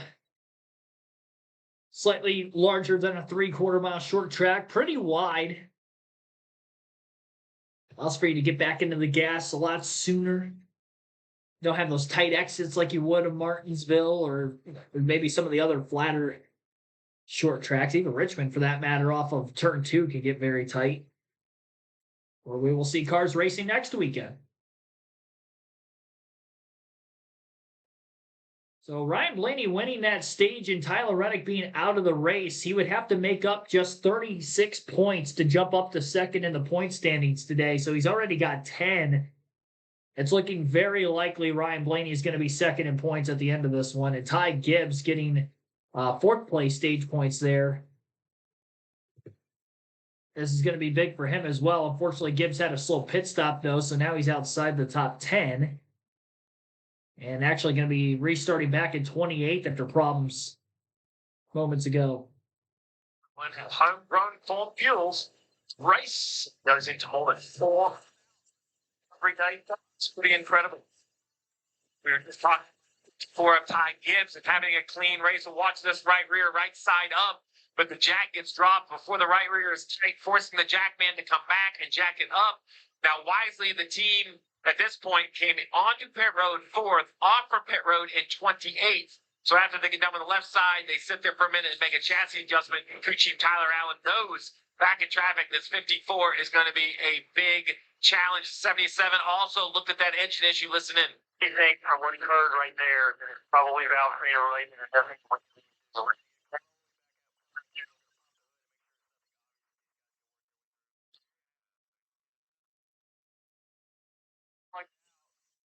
So it doesn't sound like it's battery related. Valve train, probably, I'm going to guess, valve spring or something in the upper end of the engine. Just going to be a day for the 77 of patience. We saw a lot more engine issues last season for Carson Hocevar in that Spire Motorsports team. Not as much this year. So not something that we haven't seen before. It's just been a long time. Ryan Blaney, Joey Logano, Penske teammates on the front row for the restart. Blaney with the advantage on the outside line as of right now, but Logano hangs with him so far in this opening lap, and they're still side by side for the lead down into turns 3 and 4. Blaney much wider through the center of the corner as he tries to get that run off the banking, but Logano still stays hanging on that left rear corner panel. 2 Chevys also side by side for third, Chastain and Larson behind him. Big wiggle up the racetrack by Christopher Bell in the 20. Has to correct. That allows for Chase Briscoe to slip underneath him for 5th. Can't completely complete the pass yet, but the door is open. And a 3-wide battle with Connor Zilich, Austin Dillon, and Bubba Wallace behind the battle between the JGR Toyotas of Bell and Briscoe. After 2 consecutive laps on the restart of side-by-side for the lead, Ryan Blaney is now clear of his teammate Joey Logano. Looked to be a little bit better than Blaney through turns 1 and 2 that last time by, trying to gain a little bit of ground back. Bell gets back clear of Chase Briscoe, the 19. Briscoe tucked in line right behind him through 3 and 4. And Bubba Wallace to the inside now for 6th. They'll be side by side through 1 and 2. Ross Chastain, excuse me. Not able to win the battle for 3rd via Kyle Larson in the 5 is going to be able to stay in front of him. Reminder, Chase Elliott got the free pass at the end of the last stage, so he restarted as the last car in the lead lap. 32 cars on the lead lap right now. Ryan Preece, Cody Ware, the only 2 cars a lap down at the end of the last stage. We had several drivers that actually did take the wave around to get back in the lead lap. Those drivers would include Shane Van Gisbergen, Chris Buescher, Brad Keselowski, and Cole Custer. So they have not yet been to pit road. They're on older tires, and we haven't seen a whole lot of tire fall off so far this weekend. That first 10 to 20 lap stint seems to be where we're going to have the most of the fall off in today's race. Not too much of a difference yesterday in the O'Reilly race as well, unless you had a pretty heavy amount of lap fresher tires. And at that point, if you have too many cars on lead lap, you're not really going to make your way back through the field that way anyway. Chastain getting passed now by Bubba Wallace in the 23. Wallace is blowing by cars on this restart. He is making passes about as easy as I've seen anybody make passes all day today. He's got by Briscoe, Bell, and now Chastain. Although Chastain fights back on the outside, so this battle for 4th isn't done yet, but Bubba looking pretty quick, at least on the short run. Pressing hard, knowing how important these points are as he sits on the chase bubble on the inside. A good opportunity for him to grow that gap because a lot of drivers that are outside of the chase cut line having some rough starts today. Eric Jones out of the race entirely. I should say just behind him in points in general, struggling because Shane Van Gisbergen, Austin Cindric not having good days either. Big lift off turn 4 for Wallace to keep it off Chastain, and Bell will attack to the inside in turns 1 and 2 now. After the 23 car for 5th, and Chastain, a little bit of separation built now between himself and the 3 Toyotas in his rear view. Larson's pulled away just a slight bit from Chastain and Wallace. No man's land over half a second still behind Joey Logano. And Briscoe back underneath Bell.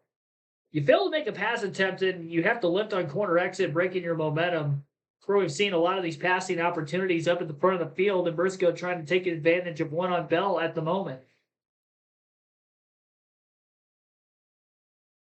You better be careful because he's got Zane Smith in the 38 pretty tightly behind both cars, gaining ground as they continue to run door to door for several laps now. Briscoe slides up the racetrack, almost got into his teammate. That was a close call.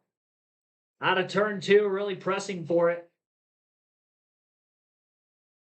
That gives him a little bit more room through turns 3 and 4, and they are still door to door on the front stretch. What a battle between Briscoe and Bell for 6th.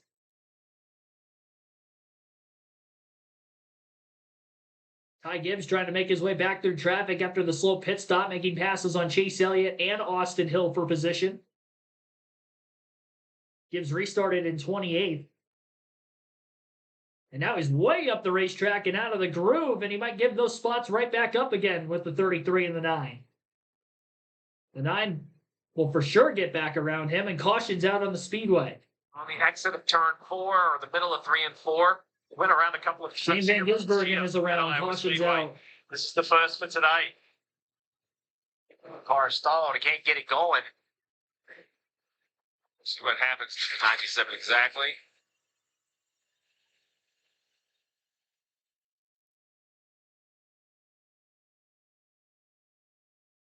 Doesn't look like anyone's right on his rear bumper, so just a little bit too free, probably. Really, the first car we've seen has issues into turn 3. Cole Custer did a nice job to avoid any contact there. Marty, tell us more about the Red Bull Trackhouse machine. Yeah, it's been a good day for Trackhouse, except for the one car inside the chase right now, and Shane Van Gisbergen finally gets the car to refire. And he said, I don't know what happened in that spin right there, but they have been having a cool shirt issue all day long, Jeff. And we talked about the temperatures, like 105 real feel here at Iowa today. And SVG said, bad day for that to happen. So cool shirt is not working in a spin here in stage 2. Yeah, Marty, it's very uncomfortable when it's not working. If they can't get it working, they have some teams have the ability to drain that fluid out of the vest to get that hot water off the body of the driver. Small decisions that can completely change your day. When the caution came out for the end of the stage, Chris Buescher doesn't pit, stays on the racetrack. He was a lap down, took the wave around to get back on the lead lap, knowing he needed fuel in about another 20 laps. So a big gamble by the 17 car works out. He's now on the lead lap. He'll be able to service his car here. So great call by the 17 and Scott Graves staying aggressive. Problems continue. And evaluation continues for the 77 of Carson Hocevar.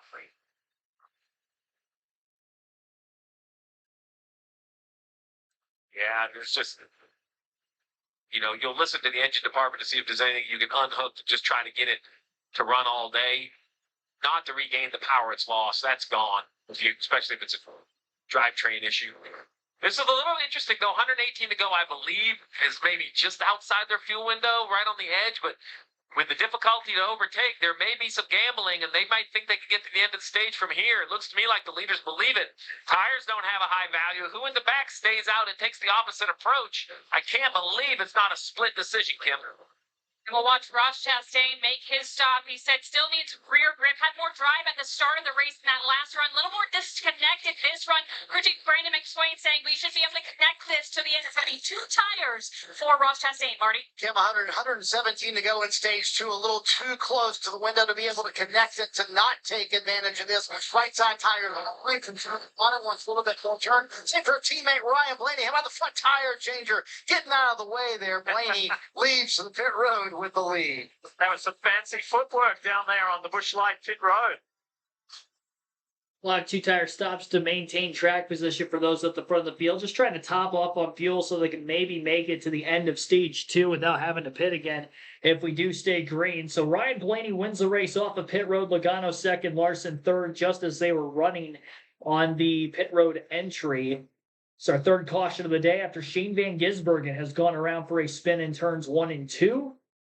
Bringing out our second incident of the day. Both cautions taking place in 1 and 2. Most of the yellows out of the ones that we saw for crashes yesterday in the O'Reilly race took place in turns 1 and 2. And then between Chase Elliott and turns 1 and 2 in practice, Brad Keselowski in qualifying both spun and crashed in that corner as well. Chase Elliott stayed out on the racetrack. He did not pit. Everybody else came to pit road. So Elliott going to be the leader here. Ryan Blaney in second. Joey Logano third. Kyle Larson fourth. Fifth will be Ross Chastain with Bubba Wallace in 6th, 7th, Christopher Bell, 8th, Austin Dillon, Connor Zilich 9th, Josh Berry 10th, John Hunter Nemechek 11th, and 12th for Denny Hamlin as he rockets up through the field. Start of the day in 29th. We'll take another break. You're listening live on KRC. Our full flag-to-flag coverage of today's race at Iowa continues.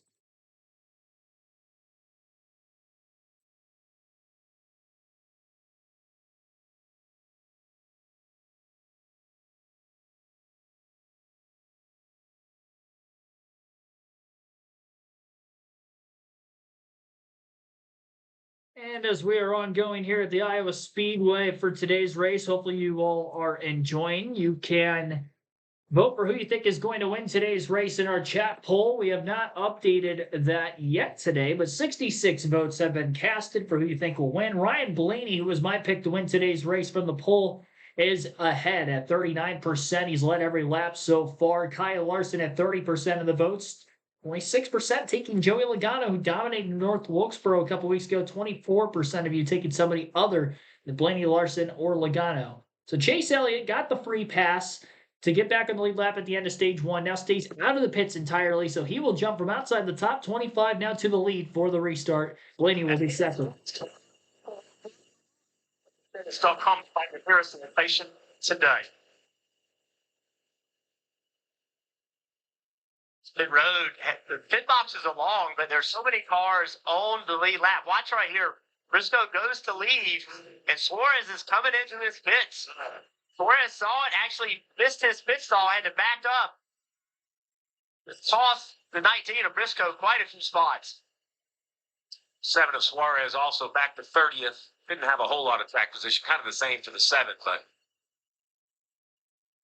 guy that stayed out, though, Chase Elliott. I thought it'd be a split decision. The 9 of Chase Elliott, though, decides we got to do something to get some track position here. He knows he can't make it to the end of the stage unless he gets yellows. Maybe he feels like he can stretch it, but he's going to stay Well, it would out take on the a lot of racetrack, hope to run a while here and then get a yellow. So it's the third caution of the day, just the one obviously for the stage break, 2 for incidents on track as we join Trevor Bain inside the pace car. Take it away, Trevor. Yeah, guys, I told myself getting in this car today, I had to take in the fans, and I got to tell you, I was special. The stands are packed, like we said, but on the backstretch where we're coming up now, you've got all kinds of campers, motorhomes, a lot of great setups. These fans are rowdy. They're loving racing, and I got to thank Jesse over here for letting me ride along to get this vantage point today. It's cool. We've enjoyed your perspective, that's for sure.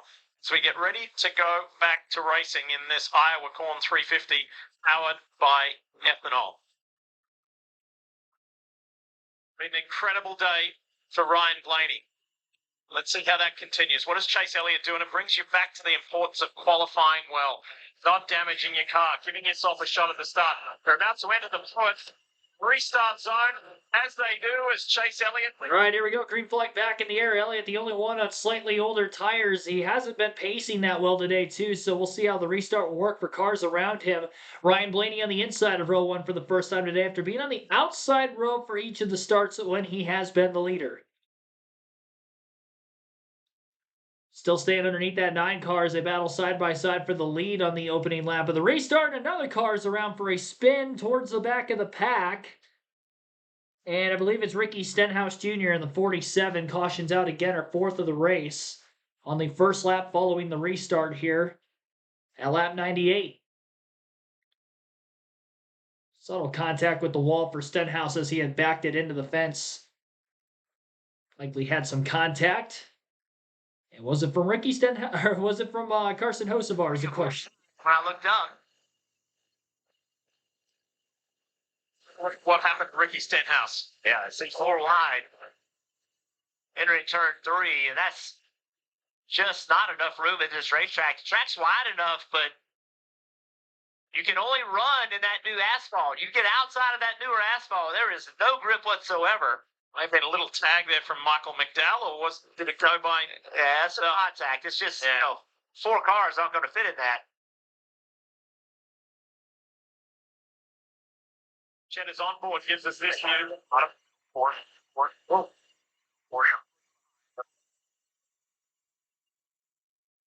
A whole bunch of bumping and banging on that first lap of the restart.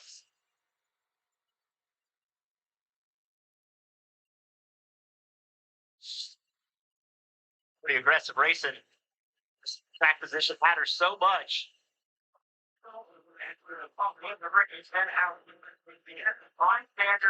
So while Penthouse is on pit road, on the Bush Light pit road, let's go inside the 71 Delaware Light Chevy of Mike McDowell. Have a listen.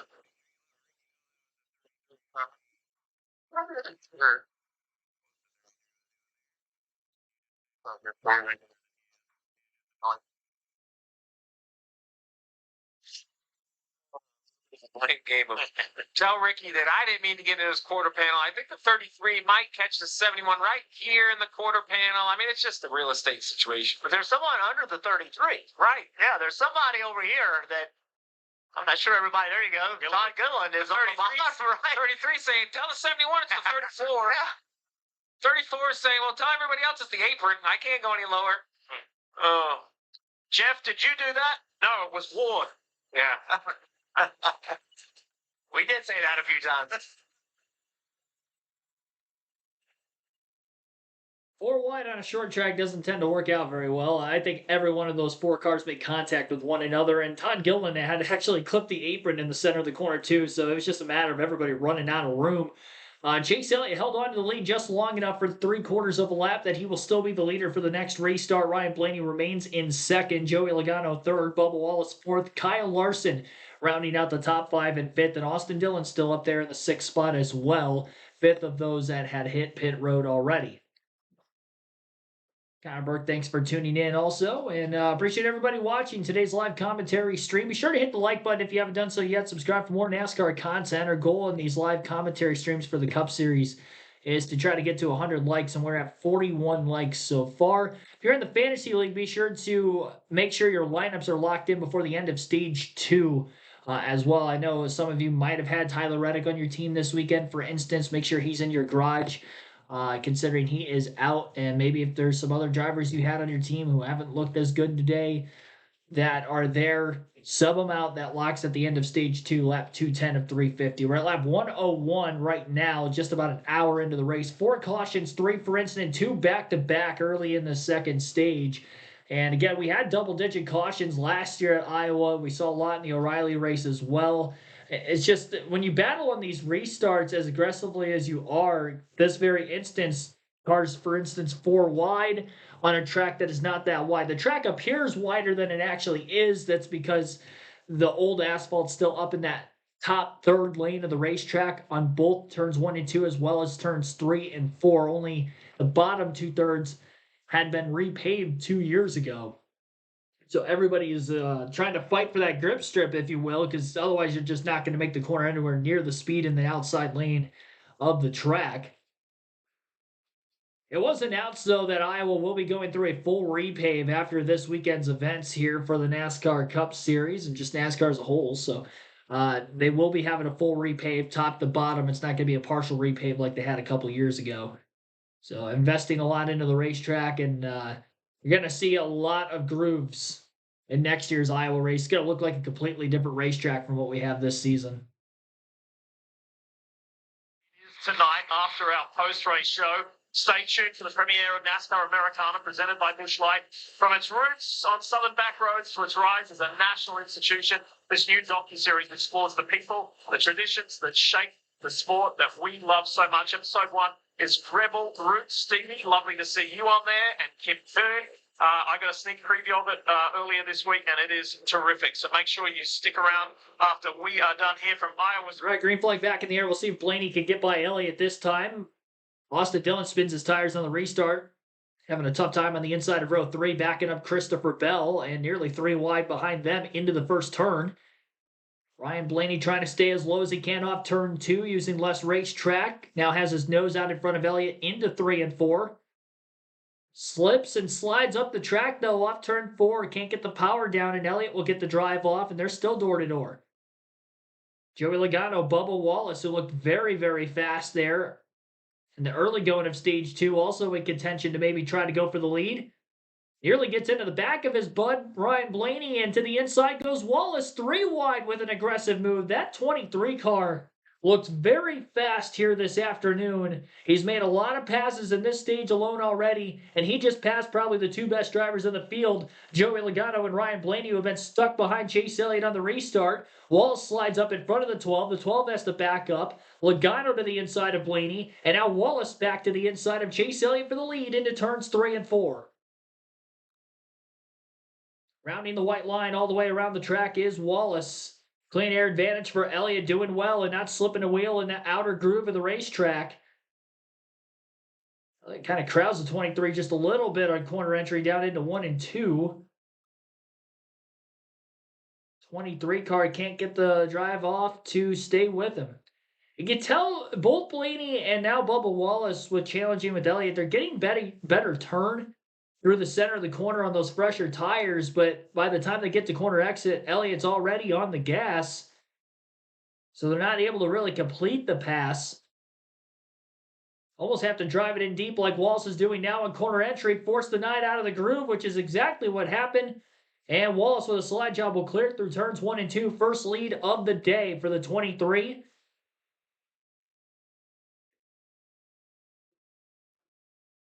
He really needs a solid run for where he's at the chase points. And now we'll see if Ryan Blaney will try to make a pass on Chase Elliott. Kind of diamonding the corner off. A wide entrance. Cuts down to the bottom near the white line through the center of the corner. 12 is really struggling to get by Chase. And Chase doesn't want to lose too many positions here.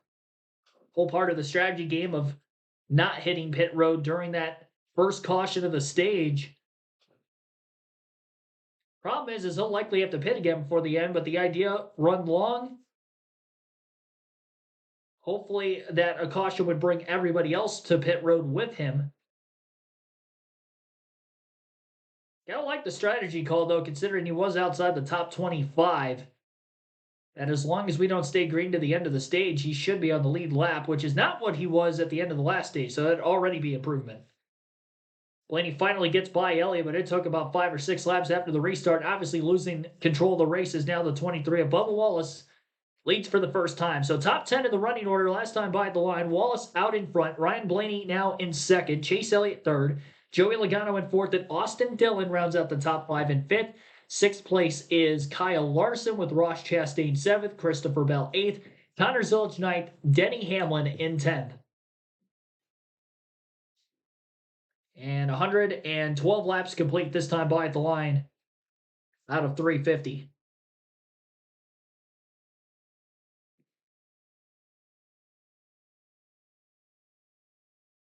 Lead for Wallace over Blaney about 0.8 of a second. The first full lap that Blaney had in front of Chase Elliott after making the pass for second. Blaney was faster than Wallace that last time by. Bubba ran a 24.405 to Blaney's 24.371.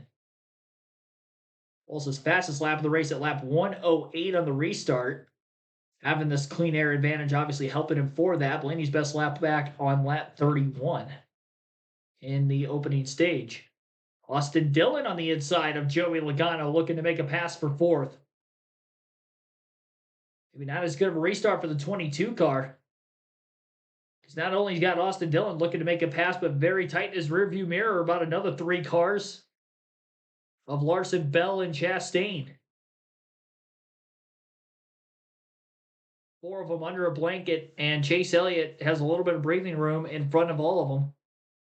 Ryan Blaney continues to chunk away at Bubba Wallace, now within 0.2 of a second the last time by at the start-finish line. He had a hard time trying to make a pass on Chase Elliott with older tires, so Bubba on equal tires, this is not going to be an easy pass for him. Wallace did a fantastic job sliding up in front of Ryan Blaney, kind of using Elliott a little bit as a pick to get by the 12. It's going to be hard for Blaney to do that with Wallace, knowing that there's not really any lap traffic anywhere near the leaders.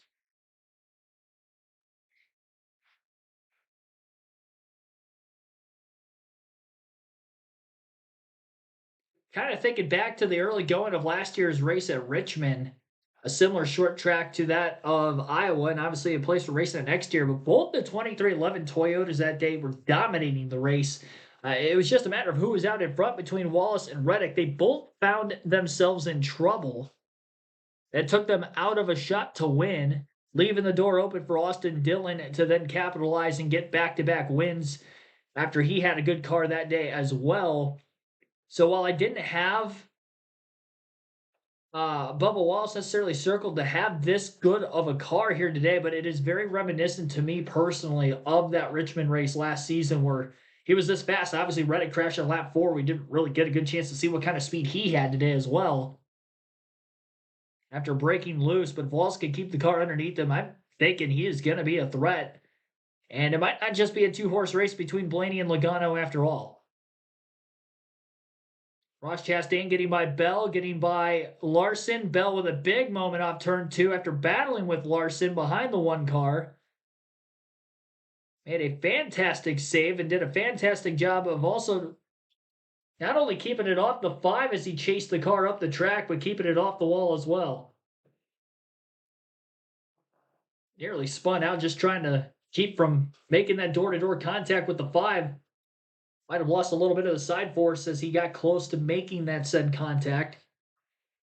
Definitely charged the entry of the corner a lot deeper than the 5 car. He was gaining so much ground on the 1 in front of him, and that probably caused the initial slide as he just couldn't hold that much speed through the center of the corner.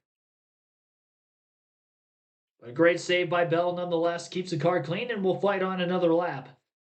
I hope that doesn't hurt the tires this early in the run, having that big of a slide, because we've seen that before.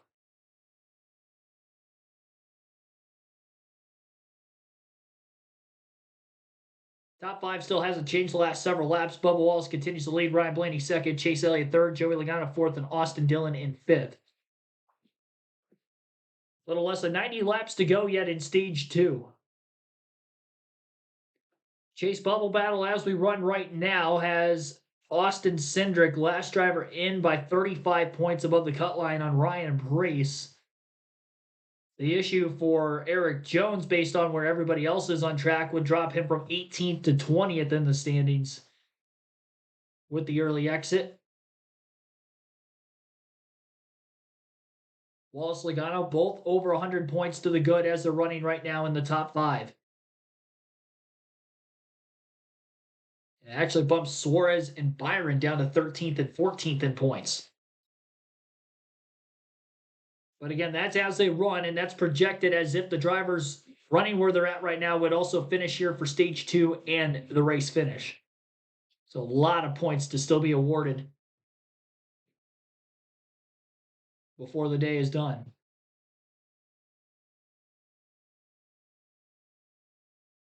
Denny Hamlin getting better and better as the race goes on. Had those brake issues early, struggled yesterday in practice and qualifying, started the day in 29th, but I mean, his car, since really he was complaining about it over the radio after that first 3 to 4 lap run before the Tyler Reddick incident, was talking about they still hadn't fixed the brake issue. He looks good. I don't think it's really affecting the speed much in that car. He's driven his way up to 9th, and he is right there with both Bell and Larson for 7th and 8th. And he is all over Larson, nearly gets into him in the left rear.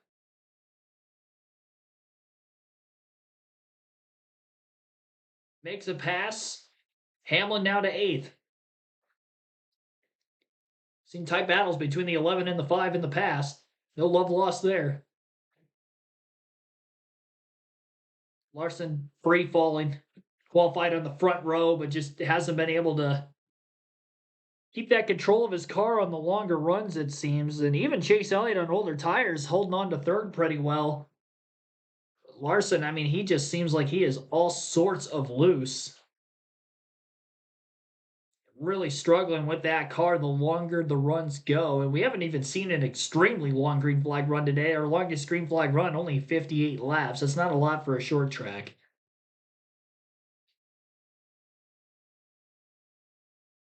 About half a fuel run at this place.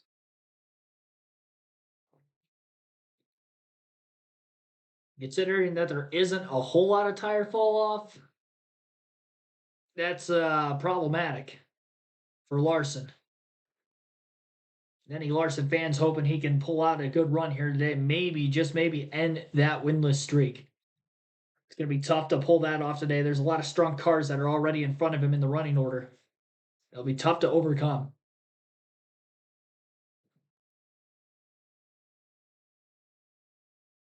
NASCAR on USA Sports, and you're watching the Iowa Corn 350 powered by ethanol here at Iowa Speedway. It is a warm day, mid-80s, really humid, but look at those grandstands. Packed with NASCAR fans. Great atmosphere here.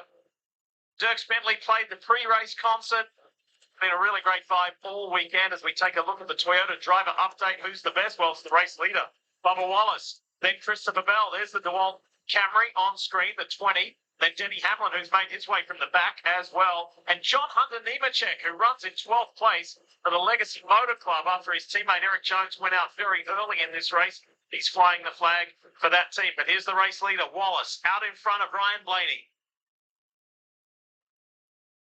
Doing a nice job in a day where we've seen so many twitches and saves, just managing that lead, not putting the 23 car in a position where that big mistake would give up the lead. Still a long ways to go. 79 laps to go in this stage. The leaders are expected to try to make it all the way to the finish. The third place car, the 9 of Chase Elliott at the moment, I would say is 10 to 15 laps short on fuel. He did not pit on those previous yellow onboard Briscoe, this Toyota Racing onboard cam. Gives you just a good look at this worn out surface, all the different patches. And this white section is pavement. A year ago, it was just dark, black, brand new pavement. 1 year has really just bleached the color right out of the corners. Jeff, you know when you were busy yesterday morning with the pace car, when you were checking things out to be good for Trevor Bayne? I took my life into my own hands and let Steve drive me around in the other Corvette. Things went well. I'm here now. You're here. I'm here. I'm well aware of my limitations. Between the navigational beacons. Steve was our designated driver during the weekend, so I ride with him a lot. Hey, Marty, things don't seem to be going to plan for the 5 of Kyle Larson. He finds himself back in 10th place at the moment. Yeah, Liam, this green flag run is only 31 laps old. Larson went from 5th to now 10th, as you mentioned. What's going on? Listen in. Got over rib. The pace picked up and I can't do it. It's like the pace picked up and I just can't do it. He said, my exits are absolutely terrible. And I hear a lot of drivers, Jeff, just talk about, I don't know what's going on with my race car. In fact, Joey Logano a moment ago said, I got a lot of weird stuff going on, but I don't know what I would change either. So this is a very confusing racetrack here at Iowa. Well, it's rough. It's low grip. And it's exceptionally fast. This is a fast, quote-unquote, short track. You just talked about the debate. Is it a short track or not? And it is one of the most challenging racetracks we go to. It's fun to watch it. It's fun to watch the drivers have to struggle. Well, this is the conversation Dale Jarrett and I had pre-race about Hendrick Motorsports. I'll use the word potential. Their ceiling, how fast the cars can go, just seems to be short of what the garage and the fan base, myself, just expect out of Hendrick from the last couple decades. I mean, these guys kind of set the bar on pace. The trick now for me is to continue to make improvements, which they're going to try. Cliff Davis is going to keep working on it. But encourage your driver to stay within the limits of the 5 car, not push ourselves into a mistake.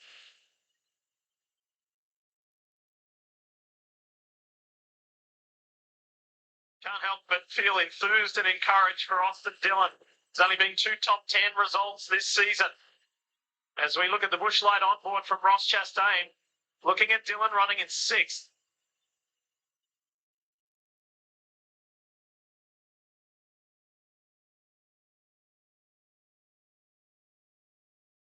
Watch the bump here into turn 1. Here it comes. What brought Brad Keselowski undone in qualifying yesterday. Tyler Reddick earlier today in the early laps of this race. Oh, Chastain with a good run on corner exit. You heard him have to lift a little bit to keep from making contact with the 3 car. Oh, the 20 correct. There you go. I knew something was happening. 77 Carson Hocevar around.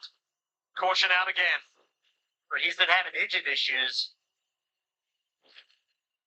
For the driver who came into this race 5th in the championship points, it has been a frustrating day to say the least. Interesting situation. 38 green flag laps for the leaders, 51 for Chase Elliott. Let's ride on board the 77 and see what happens. Right now. Spins around. Seems like it's just too loose. Trying to make pace. You know, when you are low power, what you try to do is actually get through the corner faster than you normally would. Your point of entry speed is down, but it allows you to carry more speed to the center. And you just wonder if, you know, Carson's out there saying, hey, I know we're having a bad day, but I'm going to just go learn as much as I can and get as many laps as I can, even though we're having this issue. Just came around on him.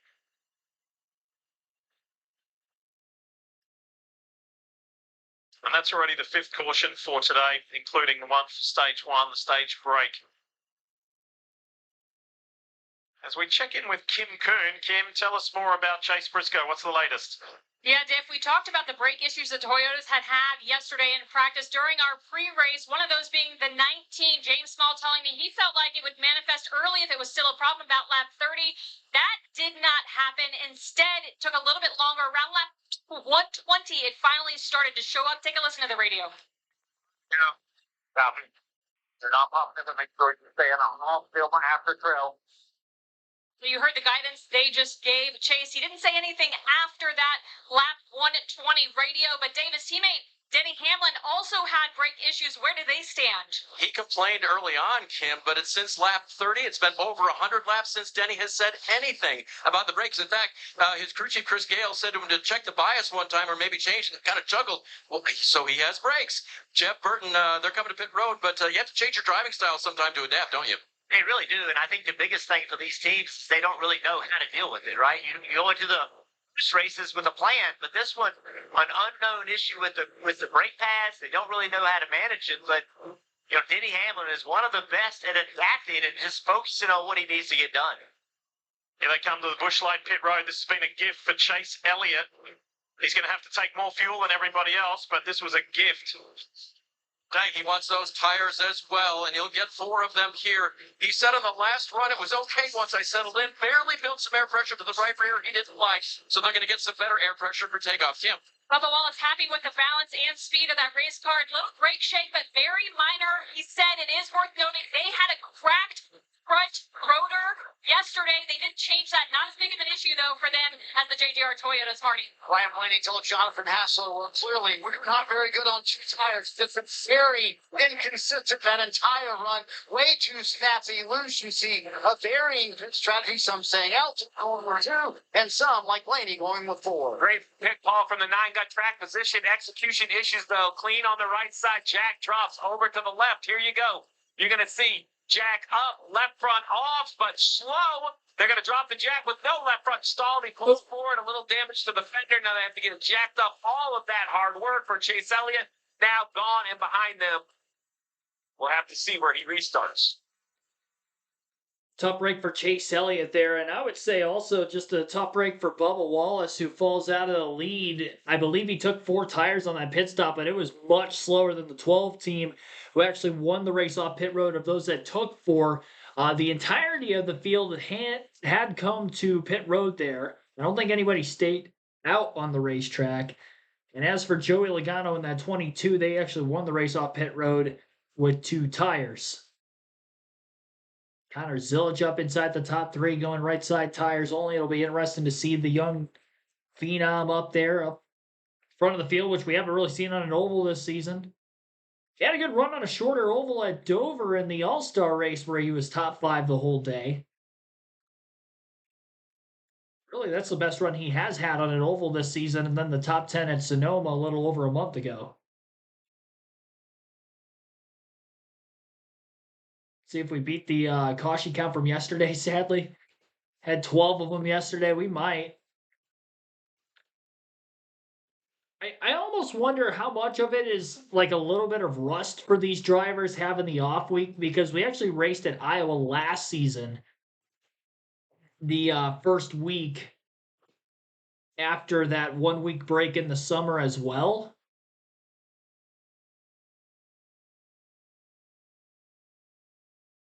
Try to find Iowa Speedway on here.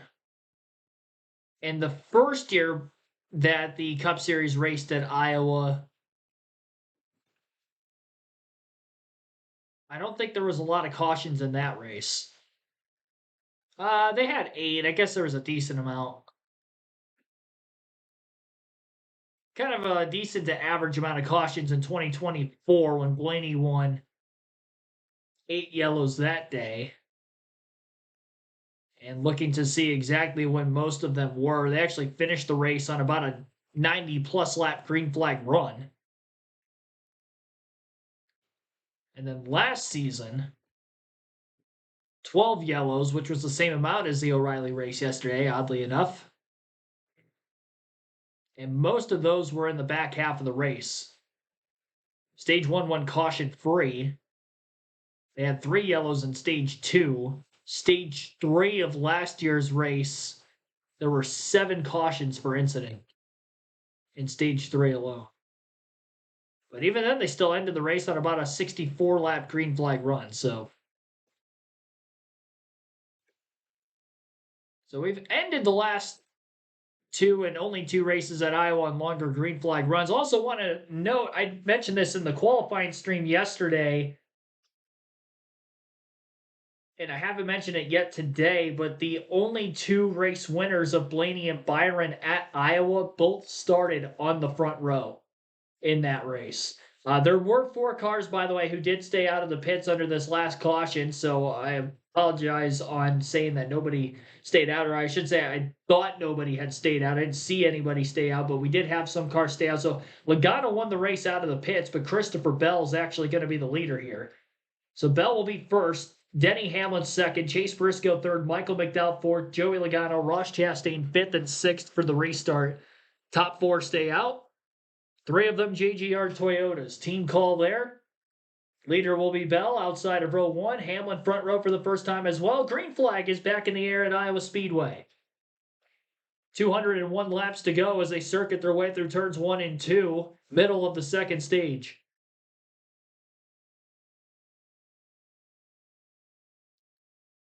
And headed for turns 3 and 4. Bell down to the bottom of the racetrack is clear on the 11. Kyle Larson up the racetrack in the middle of the pack. 4 wide now. And corner exit, he gets squeezed into the wall. Alex Bowman is there with him. And caution is out again for the 6th time. A lot of damage for the 48, and I'm sure the 5 has quite a bit of damage as well. All started when Larson got up out of the groove in the middle of 3 and 4, and by the time the field had kind of funneled, they were already 3 wide, and then 4 with Larson up there and just ran out of room. Second time in turns 3 and 4, we've seen 4 wide and cars get together because of out of room. First time was corner entry into 3. This time was on the exit of 4. Seeing how Larson missed the corner first. He's just on the outside of 3 wide. And I think he just ran out of room. Slipped up out of the groove. A little bit of contact from the car underneath him, which was John Hunter Nemechek in the 42. So that was what really set the 5 car wide after being in a vulnerable position before that.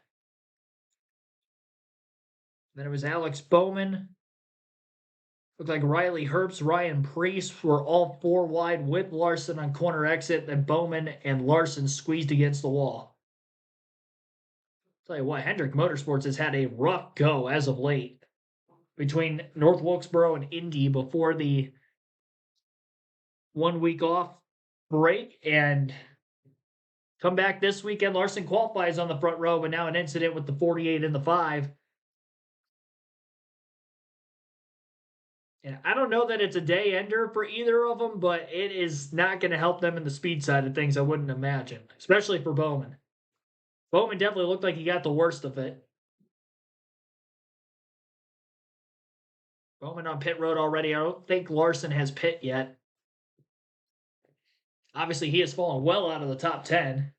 Larson has. I don't know exactly where Bowman was running at the time of the contact.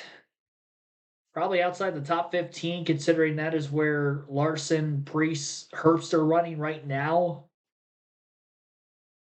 who are of that 4 wide brigade.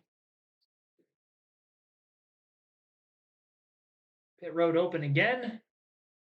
The cars who did not hit pit road the last caution stay out again, and most of the rest of the field will as well. Christopher Bell was barely scored as the leader when the caution came out. Denny Hamlin still in second, with Chase Briscoe third, Joey Logano fourth, Michael McDowell in fifth, Ross Chastain in sixth place, seventh for William Byron, Connor Zillage, Zane Smith ninth, Ty Gibbs in 10th. Kyle Larson will come onto pit road to make some more repairs under the caution, but most of the field will stay out on the track, and we have a little less than 200 laps to go here at Iowa Speedway. Almost an hour and a half in, but we got a long ways to go here. Not even halfway yet.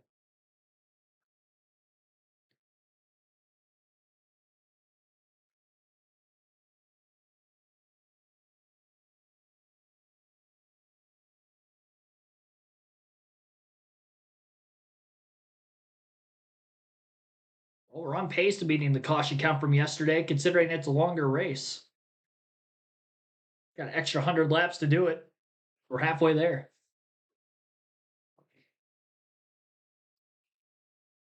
So, longest green flag run, again, was 58 laps to the end of stage 1. And by the time we actually restart here, we're going to have less than 58 to go. So that's still going to be the longest green flag run of the race for quite some time. If not, maybe the rest of the race. And also a reminder that NASCAR made a rule change earlier in the week, and we heard it over the broadcast for the little portions you've been able to listen to that today, that if a caution comes out in stages 1 and 2 in the final 10 laps of the stage will end early, so we don't have the risk of back-to-back cautions or just a very long yellow with the stage leading into the end of it. And I was going to state earlier that I personally like this for not only the pace of the race itself, which a lot of people are talking about. I personally like it for the sake that the drivers who are getting the stage points now are the drivers who were running up in the top 10 at the time of caution, and not drivers running 20th that are staying out for a 1 to 2 lap shootout on a short track to try to get stage points when they had no business getting them before that. It's kind of the same problem that I have. My biggest gripe with road courses with the way the stage cautions are laid out, because you'd have the drivers who are leading the laps up at the front of the field not getting their 10 stage points because they have to pit. So that way they're not mired back in the middle of the pack for drivers who are outside the top 10, not able to get stage points that are trying to flip it and gain track position that way. I don't like that. I feel like the reason for stage points are to award points to the drivers who deserve it throughout the course of the race based on how they're running. So I want those guys to get their points. And with this rule change, at least for the ovals, that is going to be the case. I do think they still have to make some changes for the road course side of things. They did a couple years ago by eliminating stage cautions at road courses. I'd like to see them go back to that. If they are going to have cautions for the stages here, I think that this is probably the best rule change for that if you're going to keep the stage cautions in play, personally. So at least the guys that are, running up at the front are getting their points. I think that's big.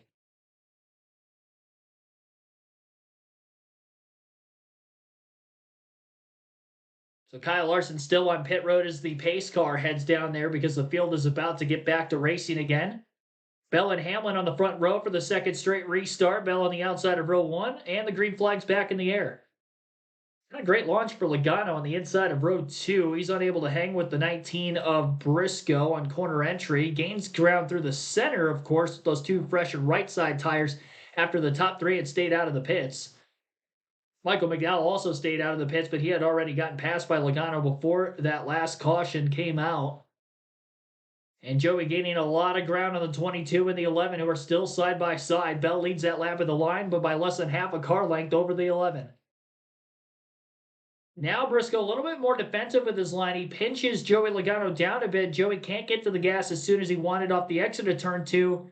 And the 3 cars who stayed out of the pits during these couple cautions remain up at the front. Ryan Blaney up out of the groove in turns 3 and 4. Same thing that happened to Kyle Larson on the restart prior. Blaney out of the groove in 3 and 4, loses a lot of positions. Only difference here is he didn't get pitched into the wall on corner exit, but he is now back to 10th. After dominating the start of the race, winning stage 1 from the pole, he had led the first, I believe, 90-plus laps of today's race. Has lost a little track position, taking 4 tires on pit road. Some took 2, some stayed out, and restarted about 10th. And actually, he restarted 10th, and then he fell back to 15th, losing 5 more spots because of that moment a couple laps ago now. 94 laps led today for Blaney. He led the first 94 before losing the lead. Has not led since. And we are going to be at lap 160 this time by. Full field running order after the restart here in the later half of stage 2. Christopher Bell leads. Chase Briscoe passes Denny Hamlin for second now within the last lap. Hamlin sits third. Joey Logano fourth. And Ross Chastain rounds out the top 5 in 5th. 6th place for William Byron, in 6th. 7th is Zane Smith with Michael McDowell 8th. Connor Zilic 9th. Ty Gibson 10th. Noah Gragson 11th, Josh Berry 12th, Austin Dillon 13th, Brad Keselowski 14th, and Ryan Blaney 15th. Ty Dillon at 16th, John Hunter Nemechek 17th, Riley Herbst 18th, AJ Allmendinger 19th, and 20th now Ryan Preece. Chris Buescher 21st, 22nd Ricky Stenhouse Jr., Austin Hill 23rd, Austin Cindric 24th, Bubba Wallace 25th after the slow pit stop. He was leading early in the stage. Daniel Suarez, 26, Chase Elliott, 27, 28, Todd Gilliland, 29, Shane Van Gisbergen, and 30th is Cole Custer. 31st, last car in the lead lap, Cody Ware. Carson Hocevar had a spin earlier in the stage. He's 32nd, 1 lap down. Larson in the race, but 3 laps down after being on pit road when they went green, and Alex Bowman 11 down in 34th. I believe he's still off track. Eric Jones, Tyler Reddick out of the race in the garage after a lap 4 crash. Jones will finish 35th, Reddick 36th today. We'll race update as we are just over 10 laps away from halfway in today's action.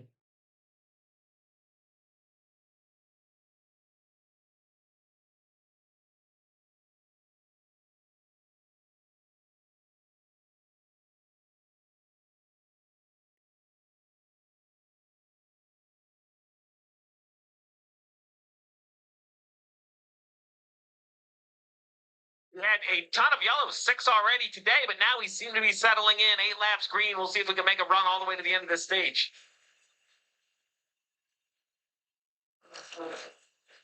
Trevor Bayne, Daytona 500 winning Trevor Bayne, and our pace car analyst here on USA Sports.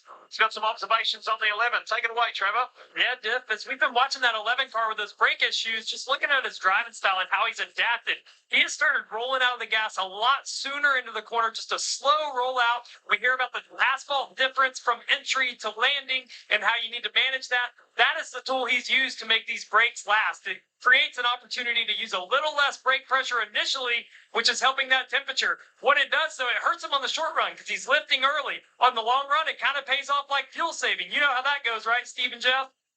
Well, that's right. On short runs, you want to use as much brake as you can, drive heat in those tires, get the air pressure up. But when you do that, sometimes it hurts the tires, and it makes it where it's not as good on the long run. Denny Hamlin, already one of the very best in the business on long runs. He's just adapting. That's just what Denny Hamlin does at this point in his career. He finds a way. And we've heard all year long about the Toyotas, how good they are. Yeah. If the 11 car is sitting out there and driving away from you, you have to be scratching your head. It's like they have the brakes that I have, and he's still able to outrun me. It has to be demoralizing for everyone else. Yeah, if you can't take advantage of an error or a mistake or an issue that they have, that makes it even more painful when you try to figure out what you need midweek. The battle right here. I mentioned Josh Berry, that 21 car a little bit ago. I had a conversation with Josh this morning and just said, hey, what's going on for next year? And he said, look, racing for my racing career. I don't know what's going on for next year, but I've been in this position my entire career. It doesn't bother me. I'm comfortable in the uncomfortable. I'm just going to go out and race hard. See what happens. There's a few drivers. I mean, Zane Smith has done a nice job keeping that track position. I'm looking at the pylon, running seventh. Silich in ninth still. For a year that's everything's gone wrong, he's trying to make the most of a run that has been good all weekend long. Noah Gregson up inside the 13th. Ryan Dillon 15th. Just a little bit of a mix. Josh Berry is continuing to attack his 71. A little further back in the order, and we'll keep an eye on him as this stage progresses. A guy who had a really rough day yesterday, and that is Brad Keselowski in the 6th. Crashed in qualifying after his first lap, which was a really impressive first lap, by the way. And the team at RFK worked overtime and overnight to get that car fixed. Did go to a backup car, repaired what needed to be repaired, and Brad has worked his way up to, was in 19th. He just got overtaken by Bubba Wallace. He's in 20th now, but Keselowski's made up some nice positions. Let's see how the race works out for him. Just got overtaken now. Bubba Wallace goes past one of his teammates and his employees in Ryan Preece, who's ahead of the boss. But there's Bubba. Bubba said on the radio after that pit lane speeding violation, hey, we passed them all once, we can do it again. And Jeff, he is. They got a really fast race car today. Bubba Wallace, he's picked up 9 spots. He's doing up to 18th. Let's compare that to Chase Elliott. Remember, he had that bad pit stop, and he is still mired back in 26. So Chase Elliott's not able to move forward. Bubba Wallace is. You don't expect to see a pit stop like that from this 9 team. They have the best pit stop, best pit crew on pit road, and that just happens. It's competition, and they're trying to have the fastest stop possible, and just cost them a ton of track position. He cannot seem to get it back yet. Little head scratcher for the two of Austin Cindric. Had a decent qualifying, was at the front of the field early on, and then he finds himself now back in 25th position. And he was not very confident this morning when I spoke to him. Was a little bit nervous about today. And he's keeping his eye on those points. He is, he came in this race 16th, the last guy in the chase. He cannot have a lot of bad days.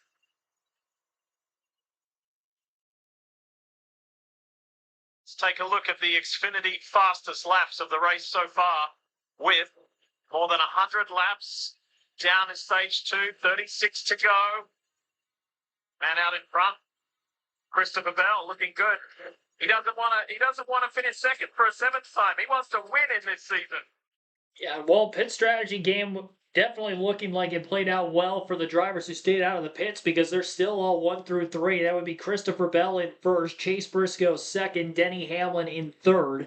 The advantage that Bell has over his teammate Briscoe for the lead is 2.6 seconds. Denny Hamlin 3.1 seconds back in third. Joey Logano 4.4 back in fourth. Ross Chastain 5.1 seconds out of the lead in fifth, one of his better days of the season. William Byron 5.8 seconds out of the lead in sixth place. Ty Gibbs in 7, 6.5 back. Zane Smith still in the top 10 at 8, 6.9 back. 8.6 seconds out of the lead. Connor Zilic, qualified top 10, still sits in the top 10 in ninth. Josh Berry, 10th place, 9.6 seconds back as well. Ryan Blaney has kind of gathered himself back up after getting up out of the groove, and then the 4-tire stop versus drivers who took 2 or none. They lost some time. He fell back to 15th. He's up to 12th, trying to maybe sneak into the top 10 before the end of the stage. And Bubba Wallace up 10 positions from the restart after a slow pit stop. So 28 to 18th for him. And I'm sure that 23 car is still bad fast. He's got time to try to overcome the lost time that he had on that stop. And the same for Blaney on the restart and the pit stop as well, as we have just gone past halfway in this race. Right lap 179 of 350. A lot of laps left to try to get it done. A lot of time. Still going to have roughly 90 minutes left in this race, give or take. And multiple pit stops to try to throw out some more strategy calls. But definitely 4 tires I don't think is going to be the play going forward. Chase Elliott did a pretty good job staying in the top 3 when he was the only car on older tires. Now you got Bell, Briscoe, and Hamlin all on old tires and still pacing well up at the front of the field. Clean air is going to be king here today.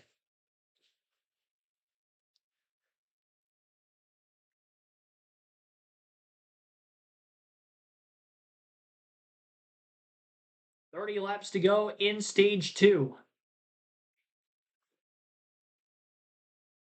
29 for the 20 DeWalt Toyota Camry of Bell. Teammates Chase Briscoe and Denny Hamlin. They stayed out when everybody else pitted. They run at the front. Joey Logano, then Ross Chastain. Then we pick up William Byron, the 24, the defending race winner here in Iowa. Just ahead of Ty Gibbs, who has staged a very impressive comeback. Dave Burns talked more about the 54. When I talked to Tyler Allen, his crew chief this morning, I said, you're in a Toyota. You work for Joe Gibbs. What about braking issues? He said, not this car, not this weekend, not this year. And Ty Gibbs will go to this spot right here and get it from William Byron. That's for the 6th position.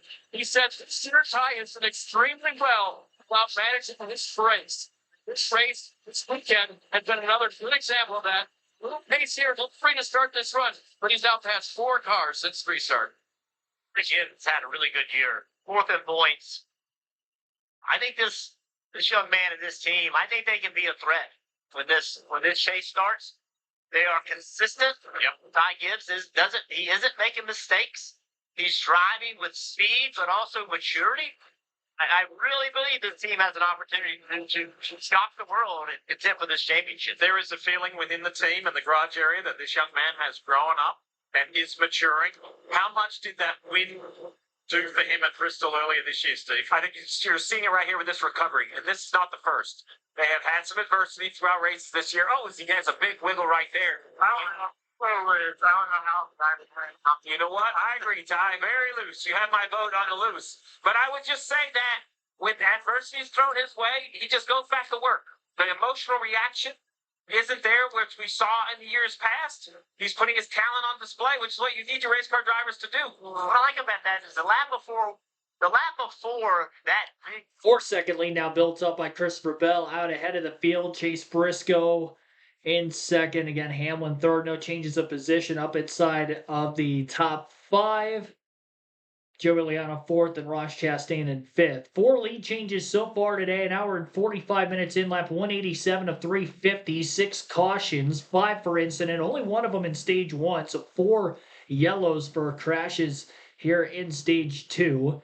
Lap 210 will be the end of the 2nd stage, so we're a little over 20 to go now. Again, if we get into the final 10 laps and a caution comes out, that will be the premature stage end. Things looking good there. And then a day where it didn't look like the Toyotas were the favorite here like they have been for most races this season. Now they're running 1, 2, 3, and the 4th Gibbs car is in 6th and making ground through the field after just making a pass for 6th on Byron a couple laps ago, pulling away from him and now trying to run down Chastain for a top 5 spot. Blaney up another position. He just got by Austin Dillon recently. Bubba Wallace still in 18th. In his wayward, trying to make his way back through the pack. Of course, Wallace, another Toyota driver who has been very, very strong so far today.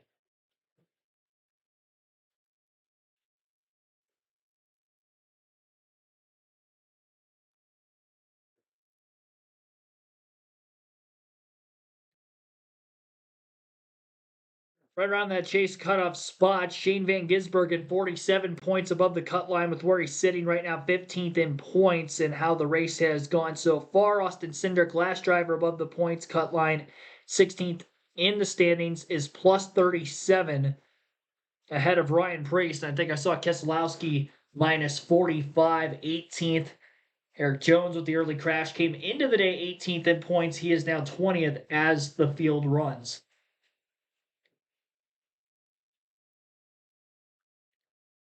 And tracking lap time with some of those faster cars in the field, it's kind of a discrepancy when you have maybe some traffic around other drivers outside the top 10 and drivers at the front of the field. But Christopher Bell, that last lap, ran a 24.87. Blaney had a 24.5. That was 0.3 of a second faster than the leader that last lap for Blaney. So he's, still got speed in the race car. He just lost track position. I mean, that's what it boiled down to, and the passing is very difficult. And then he lost more track position on the restart, let alone on pit road. Bubba Wallace, that last lap, pretty similar lap times to the leaders. They both ran 24.8s. Bell, that last time now, was a 24.9, so a tenth faster for Bubba. But Ryan Blaney is very, very quick still.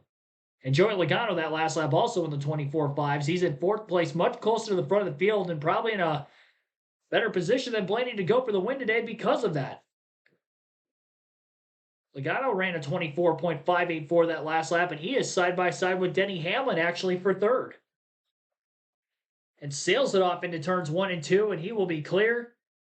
So Joey Logano up to third place, trying to maybe get a streak going of top 3 finishes. If he can get a top 3 today, that'd be 3 in a row. Trying to go for back-to-back short track wins. A lot lower on fuel for Bell, Briscoe, and Hamlin, so they may have to be pitted a little bit longer to try to top off during the stage end. Could cost for slower stops versus where the 22, the 1, the 54 are at right now. On the pit strategy side of things, knowing it takes longer to fuel the car than it does to change tires. If you were looking to pack it all the way full, that is.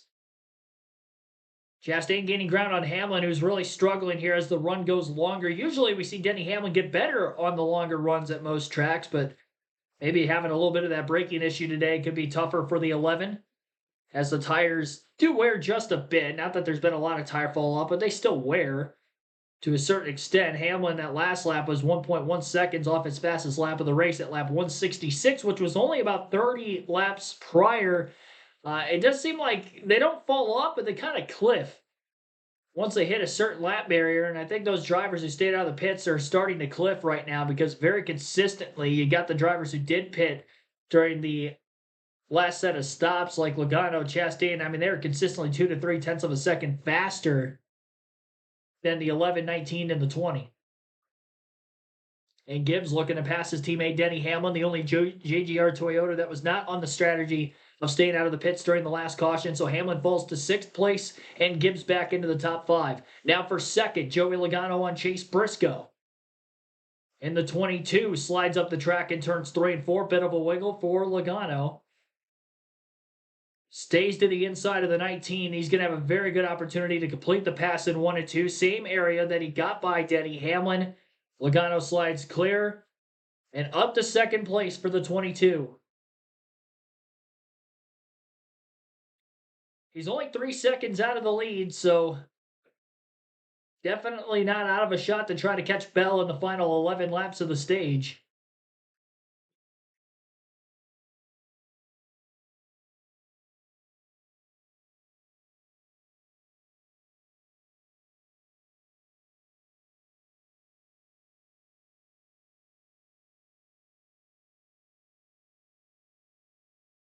Ten laps left now. Have to gauge to see what the first lap out of traffic for Logano is compared to Bell. Bell actually picked up that last lap. He ran a 24.6. That's one of his fastest laps recently. Chastain catching up to the 19 of Briscoe. It's very interesting, too, because not only, I stated earlier in the race and on this stream that Connor Zilic, his best oval run of the year prior to today, was in the All-Star race where he was top 5 for most of that one. Ross Chastain, kind of the same thing there. Probably his best race of the season was the All-Star race where he was top 3 to top 5 pretty much all of that one. Also had a good finish. So the fact that both those Trackhouse Chevys were good at Dover, both are good here today at Iowa, could be promising. We got a good stretch of racetracks similar to that. Richmond again next week, and New Hampshire, shorter, flatter oval the week after that. We've seen SVG had a good run last year at New Hampshire as well. Qualified top 10, ran there for the first half of the race before a spin. Possible momentum brewing, and maybe, just maybe, they can get two of their cars in the chase. Illich obviously out of a shot to make it to the chase. He's just too far back mathematically, but Chastain 21st in points. There have been either struggles or already problems today for drivers around the chase cut line. He could make a charge. And a win would be huge into doing just that. That'd be the quickest way to gain points. Especially with how many points that are awarded for that. So Briscoe lost that spot to Chastain several laps ago. Ty Gibbs also getting by Briscoe for 4th on the racetrack. And speaking of Shane Van Gisbergen, he's about to go lap down at the hands of Christopher Bell. SVG did spin earlier in the race. He's the last car in the lead lap right now. The good news is I don't think Bell will catch Suarez. And Cody Ware's not as close to SVG right now, so if SVG goes a lap down, he should get the free pass.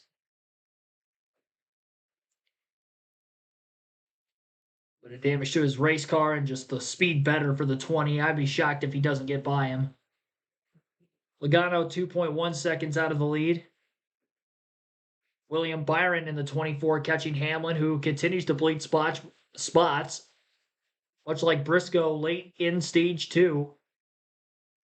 Just in a dire need for that caution to come out right now and end this stage.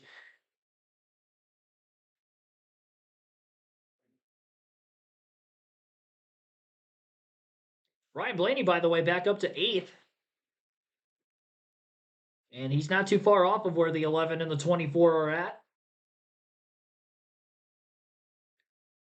Hamlin's starting to get a little bit more defensive with his line on the 24 car, knowing that he only has a few more laps to try to hold on if it stays green to the end of stage 2.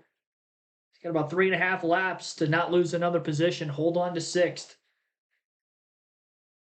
Keep from bleeding spots. Bell still not past SVG. He's got a 2.5 lead over Logano. Now 2 laps to go in the stage. There's no real sense of urgency for Bell to have to make this pass. He should be able to stay in front of Joey.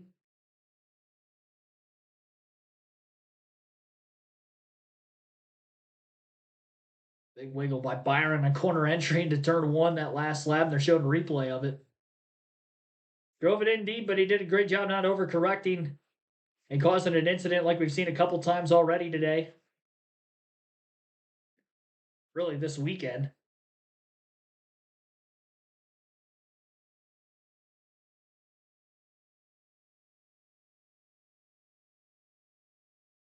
All right, so there we go. Christopher Bell going to win stage number 2. A little bit of pit strategy to get him to the track position, but he had the speed to hold on. Managed his equipment well to the end of the run.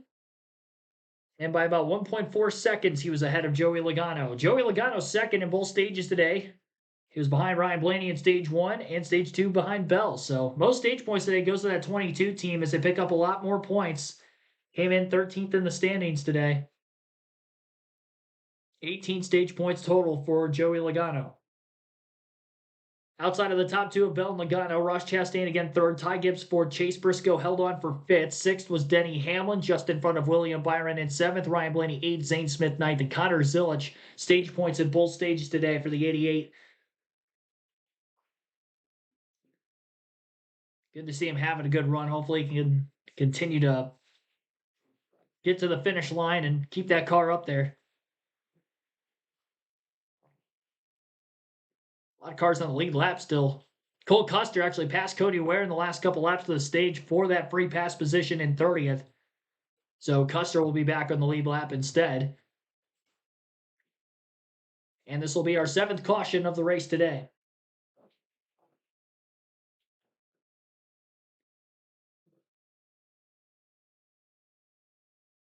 Oh, I didn't mean to put myself full screen there. That probably looked trippy on your guys' end.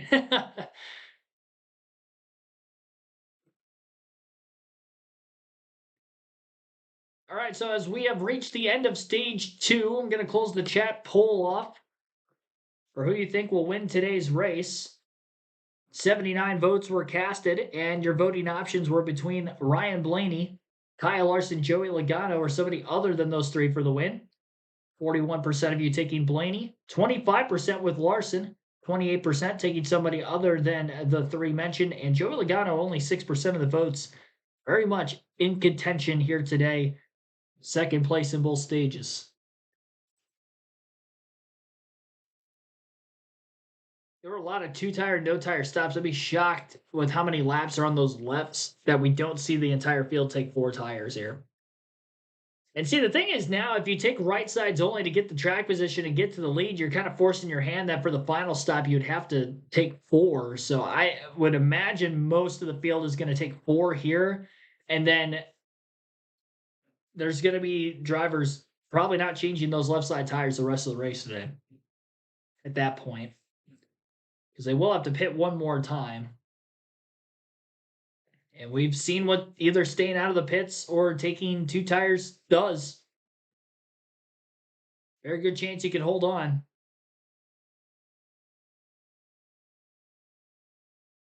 Haven't seen a green flag run longer than 58 laps so far. To add to that, Georgia Hearn, thanks for tuning in. Regine Huddleston, welcome. Big Bud 369. Pit road going to be open here shortly.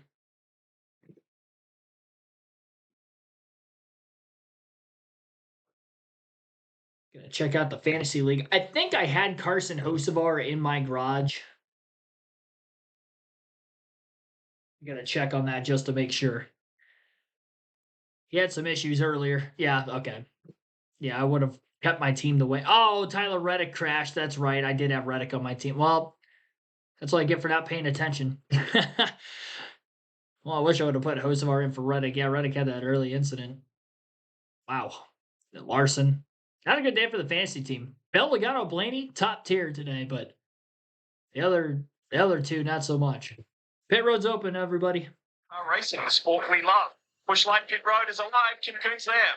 And the Bushlight Chevrolet of Ross Chastain, top of your screen, set still managing to lose, but where I want to be in the center, debated on 2 or 4. It's going to be 4 tires for Ross. Middle of your screen, Christopher Bell, mainly free, but he said, I think it's okay. I definitely don't need to be on the tight side. You sending out, but rear grip does get better, Marty. Most points scored today, that will be Joey Logano, and now they're going to push him back into the stall. He gets 18 straight. They did not get the left rear tight for Logano. Going to lose a ton of track position here. He said it was turning fine, 2-3 on exit. Good catch by the pit crew, but they're going to lose a lot of positions. Yeah, good catch to not have the wheel come off when Dan is done. He'll be made for the last car in the lead lap. Let's just take a look at what happens. Goes to the left side. Tires on, tires off. They go so fast, they just don't confirm it. There was a little bobble in the left rear installation of the lug nut. Man, these pit stops are lightning fast. Any sort of issue messes up the timing, and you have to take a minute and tighten the wheels.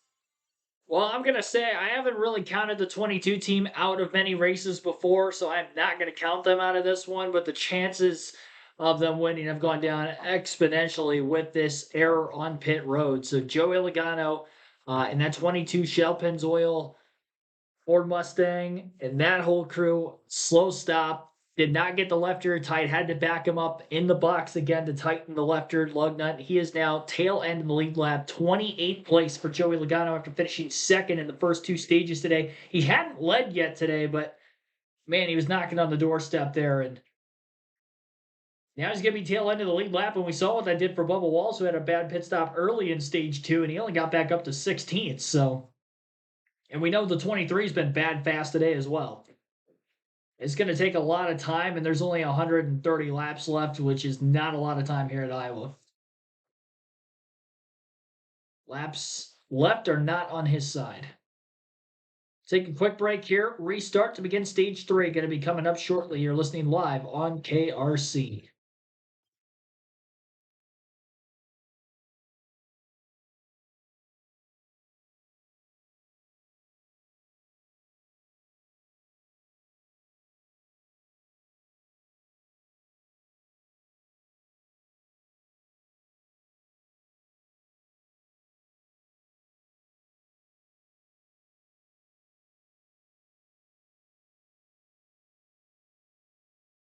And quite a bit of time still left in this race today. Not a lot if you fell behind the 8 ball like the 22 team with Joey Logano did there.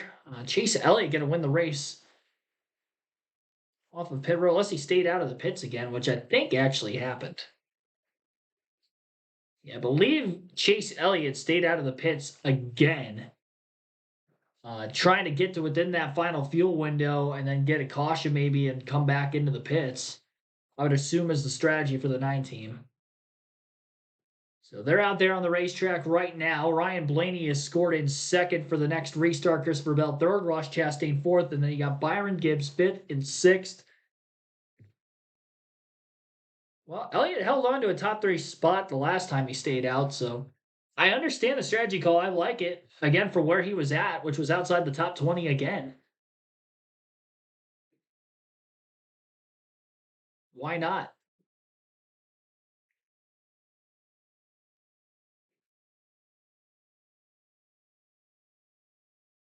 Find that track position with some sort of strategy, fuel window. Somehow you have to cycle to the front. Manage equipment. Make sure you're taking care of it. Got to be fast at the right time. No mistakes. Well, we've seen plenty of those on pit road. DraftKings is now live in all 50 states. New DraftKings customers can spend $5 and get $150 in bonuses, total bonuses. Download the DraftKings app and use promo code CAR when you sign. Stevie, you spoke about track position, that first point of the DraftKings factors. It's what Chase Elliott's going to do again. Yeah, I mean, he knows that everybody has to come to pit road one more time. He's very short on fuel, but if the caution comes at the exact right time, it's his best opportunity to salvage something of the day. All right, restart zone. Let's go. This is stage 3 of the Iowa Corn 350, powered by ethanol. Ryan Blaney, who had a very speedy end to stage 2. That's why I said it's top of the 9 this time. Fifth field down the backstretch here at Iowa. Blaney continues to be loose in the start of these runs. Bell making a look at him. Elliott up high. Virtually 3 wide. Christopher Bell gets a little wriggly off turn 4. Here comes William Byron, defending race winner. Ty Gibbs and Ross Chastain in the mix. AJ Allmendinger in that red and white 16 down low but falling. He's on the inside of Chase Briscoe.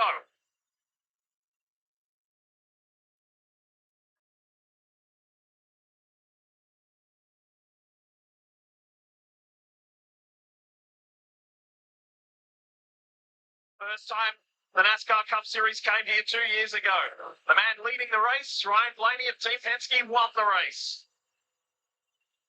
He'd love to do it again and consolidate his position in the points at the top. As they run right now, he's already overtaken Tyler Reddick, who was out early in this race due to a crash, for second in the point standings.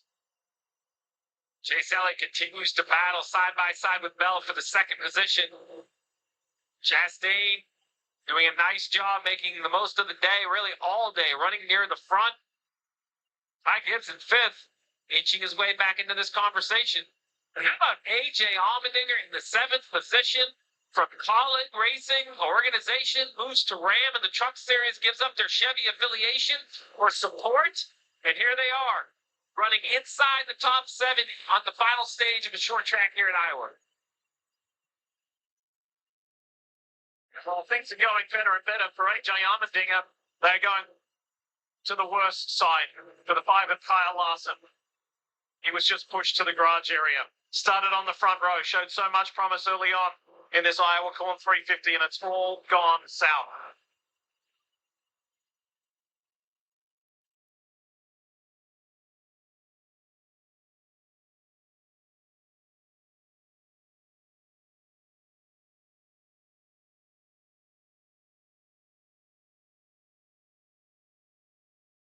Like if Christopher Bell could clear Chase Elliott, he could drive away from him, but if he doesn't clear him, Chastain is going to be on the outside trying to take the spot. He's thinking the same thing you just said, but not in that calm of a manner. He can't do it. He's kind of running out of patience. He sees that one car up there.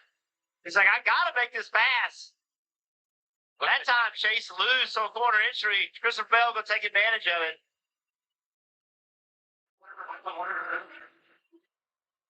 I think for Blaney, he's driven away from this crowd. I think that's what he needed.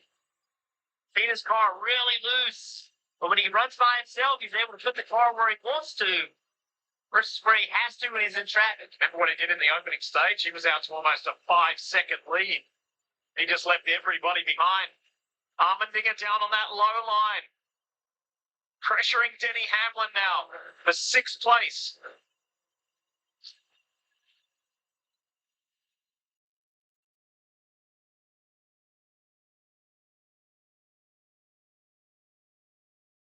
There he is. There's AJ. That camper's in RV. Really old tires on this 9 car. They're hanging in pretty well. I think ultimately what they're trying to do, Steve, is just they weren't running well. They were kind of back in the lead lap, and they're going to lose some spots here. But at the end of the day, will they net out better versus if they would have hit it? And I'm not sure this is a tire issue that they're losing spots. I haven't seen the Goodyear tires make a whole bit of difference. So I just think the 9's not as good as these cars. Now, obviously, they're behind on tires, as you point out, but still think it's the day they're looking for.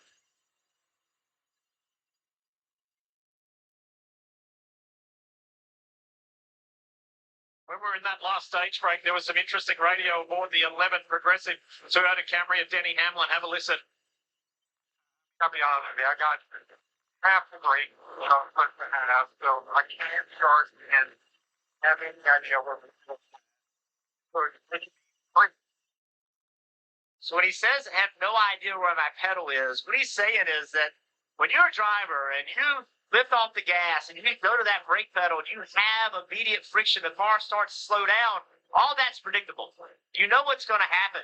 But when you lift off the gas and there isn't the brake pedal, you don't know when that friction's going to start building as you push the pedal to the floor. And it's a very difficult thing to do. Like you don't know if it's going to stop or not. Maybe it goes all the way to the floor and you have no brakes. So Denny Hamlin just cannot attack the corner the way he normally would. So, Steve, you said earlier what a great job Tyler Allen was doing from the pit box talking to Ty Gibbs. What do you do if you're Chris Gale? What's your response to Denny Hamlin in that circumstance? Well, I just think you agree. You understand he's managing it. You appreciate the honest feedback. And it looked to me like Denny was more frustrated that you couldn't give him a specific response of what he needed in the car, just explaining himself. I think Chris Gale knows exactly what he needs. He understands. And then you look at the data or you try to find another way to get your answer if your driver can't get it or give it to you because the car is unpredictable because of your mechanical issues. Some days aren't about winning.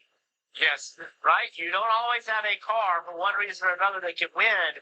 You're here to grind out points. You're here to get the best finish that you can. Don't get me wrong. If you get a late race restart and Denny Hamlin can go, he'll do everything he can, but he's just not able to be as aggressive as the guys around him. Good racing here between Chase Briscoe and Chase Elliott. Remember, Chase Elliott stayed out, didn't come to pit road, working at an alternative strategy here. He tries to stay alive in this Iowa Corn 350. Austin Dillon is back in the top 10. He runs 7th ahead of these two guys. Armendinger is up in 6th, looking for his first top 5 on an oval since the Southern 500 last year. Yeah, I'm going to take back my statement that I thought the 9 just wasn't good enough. I think the Not trying to All-Star race, okay. great between these cars. Because when there was a few of the front runners, but now he's consistently, you see Chase just doing the best he can. I think the tire deficit has shown up. So what seems like when we say tires don't matter, when you get a big enough gap, and you see it right here, 21 to 92. So it is a huge difference between tires, right? That's a square. He goes down a spot, right? I think if you're Chase Elliott, what you're trying to do is he's trying to run the top of the racetrack because as cars with better tires get to him, he's able to just run his line. They're not really affecting his lap time. So it's a situation. That's all you're trying to do if you're Chase Elliott is make the best lap time you can. Look, if you can pass me on the inside, go for it. I'm going to sit up here and run the best lap time I can. I'm going to act like you're not even there. It's your job to pass me. And that's really all you can do in this situation. Final pit window open. What does that mean? If we see a yellow at this point, I assume the entire field would come down pit road. Now, there's a varying degree of how much fuel everyone needs and what tires they may think should match those. But a caution here or a pit stop here would get you all the way to the end of the race. Ty Gibbs continues to charge. Speaking of a charge, how about the Long John Silver's Ford, Front Row Motorsports, the 28-year-old from Las Vegas, Noah Gragson. He's 28 already? His first 10 since Talladega earlier this year. Noah is knocking on the door of a top 10 in 11 as he runs side by side. Crazy time flies. I would not have guessed that Noah Gragson was 28 years old already, only in the Cup Series for a few full-time seasons. He did spend a lot of time at Junior Motorsports down in the O'Reilly Series, a couple seasons of trucks, of course, as well, but it just doesn't feel like he's been around that long. Ryan Blaney is the race leader right now over Christopher Bell. Pretty equal lap times. Blaney consistently a little bit quicker than the 20. He's got a 9/10 of a second lead at the moment. Ross Chastain is in third with Ty Gibbs fourth and Denny Hamlin rounding out the top 5 and fifth. Maybe the underdog of the race award going to A.J. Allmendinger as he sits in sixth. Austin Dillon in seventh. Chase Briscoe eighth. William Byron ninth. And Chase Elliott still holding on to 10th. 11th is Noah Gragson trying to pass Elliott for 10th. And then you got Zane Smith 12th. Josh Berry 13th. 14th for Connor Zilich. Bubba Wallace at 15th, up 9 positions from the restart again. Ty Dillon is 16th. Ricky Stenhouse Jr. 17th. John Hunter Nemechek 18th. Ryan Preece 19th. And Daniel Suarez in 20th. Joey Logano 21st, 22nd, Todd Gillen, Michael McDowell 23rd, Austin Hill 24th, and Chris Buescher in 25th. 26th is Riley Herbst, Cole Custer 27th, Shane Van Gisbergen 28th, Austin Cindric 29th, and 30th is Brad Keselowski, as he is the last car in the lead lap. Carson Hocevar 31st, Cody Ware 32nd, Kyle Larson 33rd, Alex Bowman 34th, 35th for Eric Jones, Tyler Reddick in 36th, rounding out the field as we have 3 cars out of the race. I think Larson's on track with 17 laps down.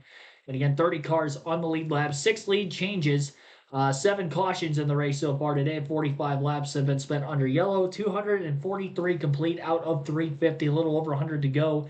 And everybody has to pit one more time yet, as we have not had a caution in Stage 3 up to this point. Had 4 incidents in Stage 2, and 1 of them in Stage 1, the 2 stage breaks at lap 70 and lap 210. Half a second lead now for Blaney over Bell's. Bell's chipping into that lead just a bit. Another Toyota. Ty Gibbs just made a pass for third over Ross Chastain in recent laps. Moving himself up as well.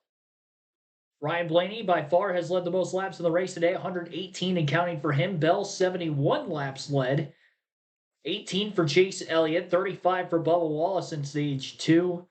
And those are the only 4 drivers who have led any laps in today's race.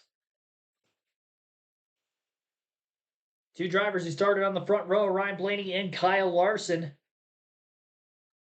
Again, the drivers who have won at Iowa in the Cup Series already have started on the front row in each of the first 2 next-gen races here, but Christopher Bell getting ground made up on Blaney. When it seemed like Blaney was off to a good start in the run, Bell has been outpacing him here in recent laps, and he is closing fast.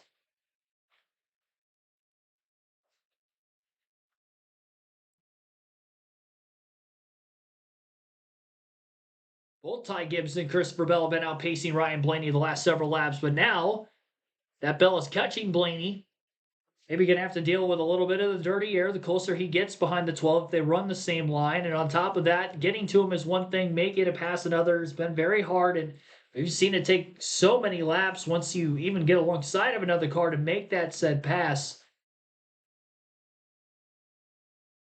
Bell's got to be in such a desperate situation to just get that first win of the season. He has finished runner-up 6 times this year, including the last 2 races.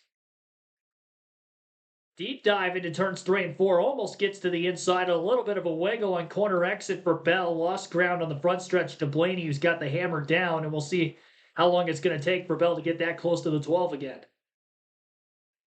Definitely charges the corner entry a lot deeper than Ryan Blaney does. That allows for Blaney to win the race back to the throttle on corner exit. Not to mention Blaney's been running the wider line, which will make it a little bit more difficult for Bell to make the pass on the bottom versus if he was able to slip to the right rear of the 12.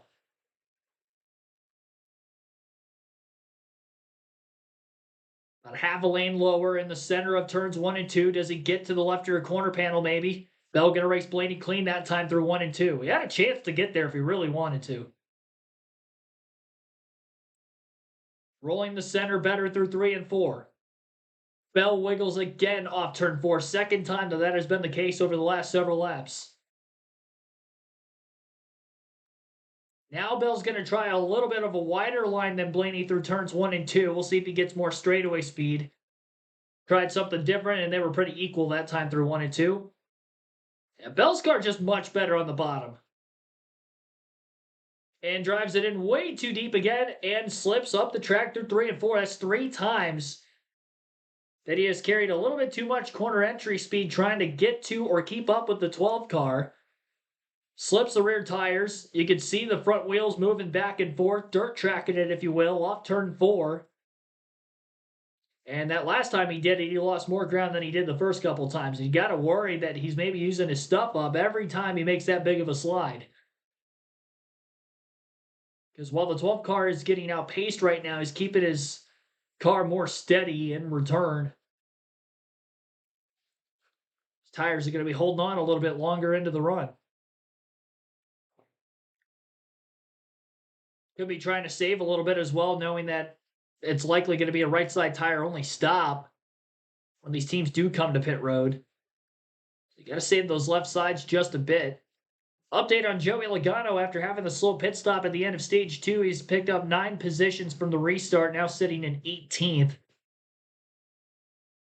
And Bubba Wallace up to 15th place, up 9 spots as well from the restart after both cars were outside the top 20.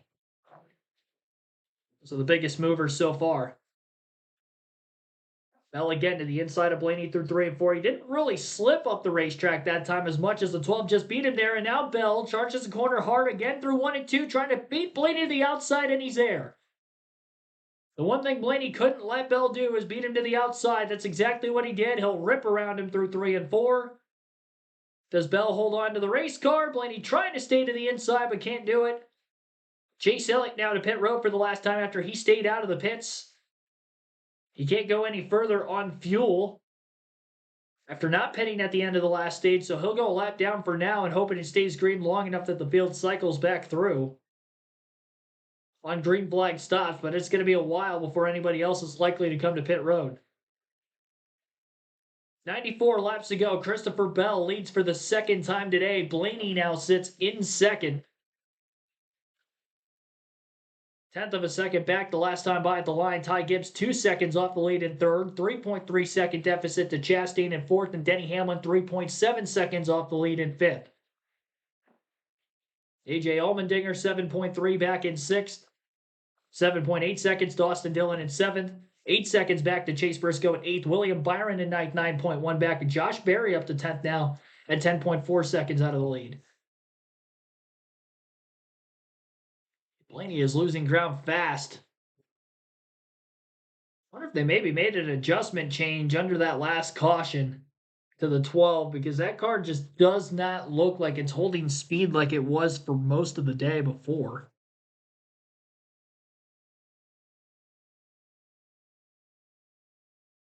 Well, working to be better.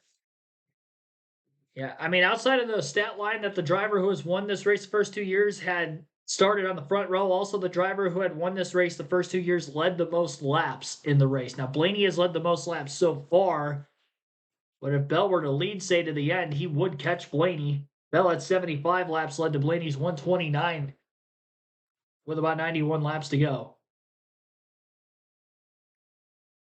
I'm almost certain that these are going to be the two guys battling for the win for the final 90 laps of this race. And we've seen these guys battle on tracks like this in the past. Last year at both Gateway and Phoenix. Shorter, flatter ovals. It seems like of the Toyotas, Christopher Bell is usually the best of the bunch on this style of track. He had a win at Phoenix in the spring last year as well. Pretty much had the dominant car at Gateway before having engine issues. And then Blaney, of course, running out of gas on the final lap, leading to an Austin Cindric win.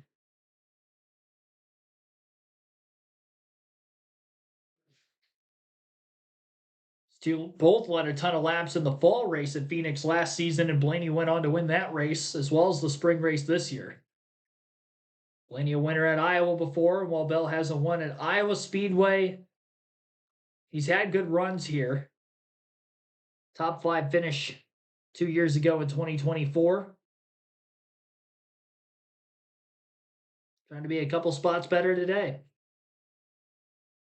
So Denny Hamlin, who was faded on the long run in stage 2, gaining ground on Chastain until he just went way up the track through 1 and 2. He got up out of the groove with an overdrive. Never mind on that. Now he's going to be about a second or two behind Chastain, but still in the 5th spot. quite a ways ahead of Allmendinger. Caution free in stage 3 up to this point. Take a break. You're listening live on KRC side-by-side commercial on USA Network as well.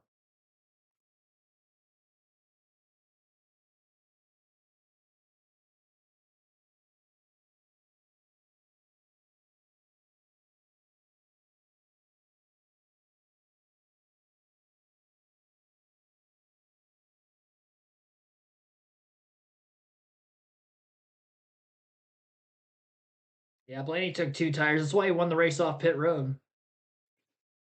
I mean, that could be some of the struggle here, but I think, didn't Bell take... Well, Bell probably took 4 that time, considering stayed out of the pits on that last long run. If it's a green flag pit stop, I would imagine that all these teams are going to be taking 4 tires. But with not a lot of tire fall off, I mean, if Blaney's over a second out of the lead, I don't see him short pitting and getting the lead over Bell. Unless he pits a lot of laps before him, and I'd be shocked if the 20 team stays on the track for very long after the 12 for the pit. And you wonder, when do you come to pit road? Tyler Reddick having his early exit in the race, and then with Blaney second, Ty Gibbs third, they both have a very good opportunity to jump Reddick in points. Reddick, no stage points today, and a last place finish with that lap 4 crash. Will only get 1 point. Blaney won a stage already today. Ty Gibbs, decent stage points, and top 3, if one of them were to win, they'd easily move up past Reddick as well. You don't want to take the risk trying to go for the win in a situation where you can maybe move up to second. You just kind of have to ride it out here to the end. Obviously, a win pays more, but I don't think it's worth taking that risk from second. You know, maybe taking a risk to try to win or get a top 5 finish from outside the top 10 on strategy calls is one thing, but to do that running from this close to the front of the field, you're better off just, holding out. We got a lot of laps left. Maybe we do catch a caution. Bunch the field back together, maybe win the race off pit road. Blaney does have the number 1 box after qualifying on the pole yesterday.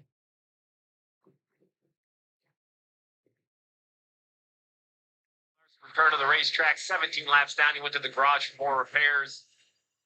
Rough day. And the reason I bring that conversation up is we have 82 laps to go. They have a long ways before they need fuel. But if you think the pressure tires could help you a little bit, it's kind of like when do you come? The scary part is at a short track. You're going to lose. The leader is going to lose, a lap and a half. We see Chase Elliott just in front of the leader, right? So he lost almost 2 laps. Remember, that's what separated the field of Wilkesboro was the yellow came out in the middle of the pit cycle and it upended the entire race. Further back in the field, you can see the chase bubble. So you see SVG, it's 15th in points, Cindric 16th in points. They are both not having good days. They are racing for 26, both a lap down. See Chastain, he's at 18. He's having a really good day. He's earned the 4th amount of most points today. Can he mount a challenge? Can he get something going here and race himself up into the chase standings? And while it doesn't sound all that flattering, Ryan Preece in 19th is keeping himself in the conversation around that bubble line. It's a great day for Ross Chastain. And by the way, speaking of others in the top 10 who had a rough day, Tyler Reddick kicked it off by crashing out right here on entrance to turn 1. It's been a rough day for Carson Hocevar, for Kyle Larson, for Chase Elliott. So a lot of the guys in prominent positions have had not satisfying days. And if you're a Denny Hamlin fan, it's going to be very easy to leave here frustrated that he's running 4th and you want to be better and you're frustrated they had these brake issues throughout the weekend. But this, as he has a big wiggle on corner exit, has not been the best track for Denny Hamlin. Self-admittedly, he talked in the pre-race when we asked the drivers about Iowa, he talked about the fishing pond off turn 2. That doesn't strike me as a guy who loves racing here. And this could have been a day ender. They could have had brake issues and never accomplished anything. Here they are in 5th, taking advantage, to your point, of Reddick's issue, right? Going to come in. He's going to leave here with an over 100-point gap if the race were to end now. By the way, if Denny does finish 4th or finishes in the top 5, or Jeff, even if he finishes in the top 10, his average finish is beyond 30th here at Iowa Speedway. So that's a great result to go away with. The one little asterisk I'll put in there, Jeff, you did a great job explaining about brake consistency for on track. What about green flag pit stops? Does he have to just be very cautious to not overrun pit road. Like, how do you, if you're Denny Hamlin, what's your confidence level for a pit stop? So what we normally do is we'll pick a spot on the wall. I want to drive my car all the way to that spot before I lift out of the gas and get on the brake to enter pit road on a green flag stop to maximize my pit entry.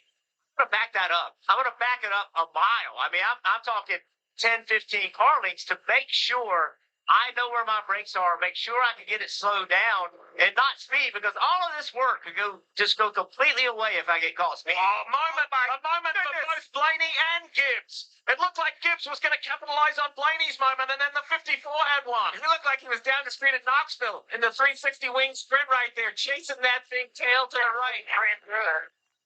Just ran through it. They must have thought there was something on the track, maybe, I heard. But man, that was a big wiggle for the 54. That's what it looked like for Ty Gibbs. They both got loose. Well, then we heard him say we both just ran through it. I don't know if he means something on the track or... Interesting. Maybe it's one of the seams on the track. Maybe it's an error situation. Well, Ty Gibbs feels fluid on the racetrack. Well, let's see. He's going to go right back where he was, trying to make a pass. He stays away from that seam, stays lower than what he was. Oh, what a corner. And capitalizes and passes Ryan Blaney. I mean, second place. A power pass. Yeah, I mean, that didn't take multiple laps. He just rolled the bottom. Christopher Bell, here comes your teammate. He's 2.6 seconds back and on a charge with 72 laps left here in Iowa. Christopher Bell has got hung up in this, as Chase Elliott has as well. Chase drove away from the 20. They got some traffic. Chase has not been able to get by him. Neither has the 20 of Bell.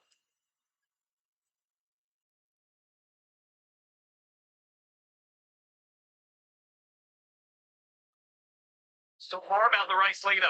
Christopher Bell, here's Kip Coon. And in preparation of these upcoming pit stops, they did tell him build as big of a gap as you can to second. Now these lap cars might hinder some of that progress. Talk to crew chief Adam Stevens about their strategy for the final stage. He said there is a reward to coming early and splitting it more straight up as long as the caution does not happen. Back to what you guys were talking about earlier, straight up is about lap 284, 285. Now, Adam did say there will be teams that run long. They got burned in North Wilkesboro a few weeks ago. Do not want to get track laps down, so be on the lookout for guys to stretch it as well. And you know, Kim, if we're hearing potential oil for Ty Gibbs on the radio as a crew chief, that doesn't settle my nerves about coming early, right? If that really is out there, maybe somebody's leaking. It may not be enough for yellow now, but whatever is leaking, does it fail? Do we oil the entire track down where the caution may have to be thrown out? I'll tell you what, one thing's for sure, Jeff, is that Ty Gibbs is closing the gap on his teammate and race leader Christopher Bell. He's taken 3/4 tenths of a second out of him in the last 2 laps. Christopher Bell finally got by the 35 of Herbst. You see, now the 9, I got freed up. There were 2, 3 wide in front of them, but it just slowed them up so much. But now the 9 made an easy pass. Is that Series XF Toyota Camry of Ty Gibbs? 2.1 seconds now between Bell and Gibbs. 68 laps to go. This is a moment of time when you are Ross Chastain and Brandon McSwain. We talked about the day they're having. They have to decide, is this the run they're looking for a 4-race run to make the chase? And I say that because they're close enough. At 5 seconds back, if they pit right now, there will have to be a reaction from the leaders. They could come in, they could be 4/10 seconds faster lap, they could flip those guys. So the question is, who's going to be the first to come? Will it be Chastain? Will it be Blaney? I don't think it's going to be Bell. I think he will wait to see what everybody else does and will react. Looks to me like Blaney's running the bottom of 3 and 4, right in front of Chastain. There he is, upper left-hand turn, come to pit road. So let's see what Blaney does. First of all, is it 2 or 4 tires? They don't need a ton of fuel.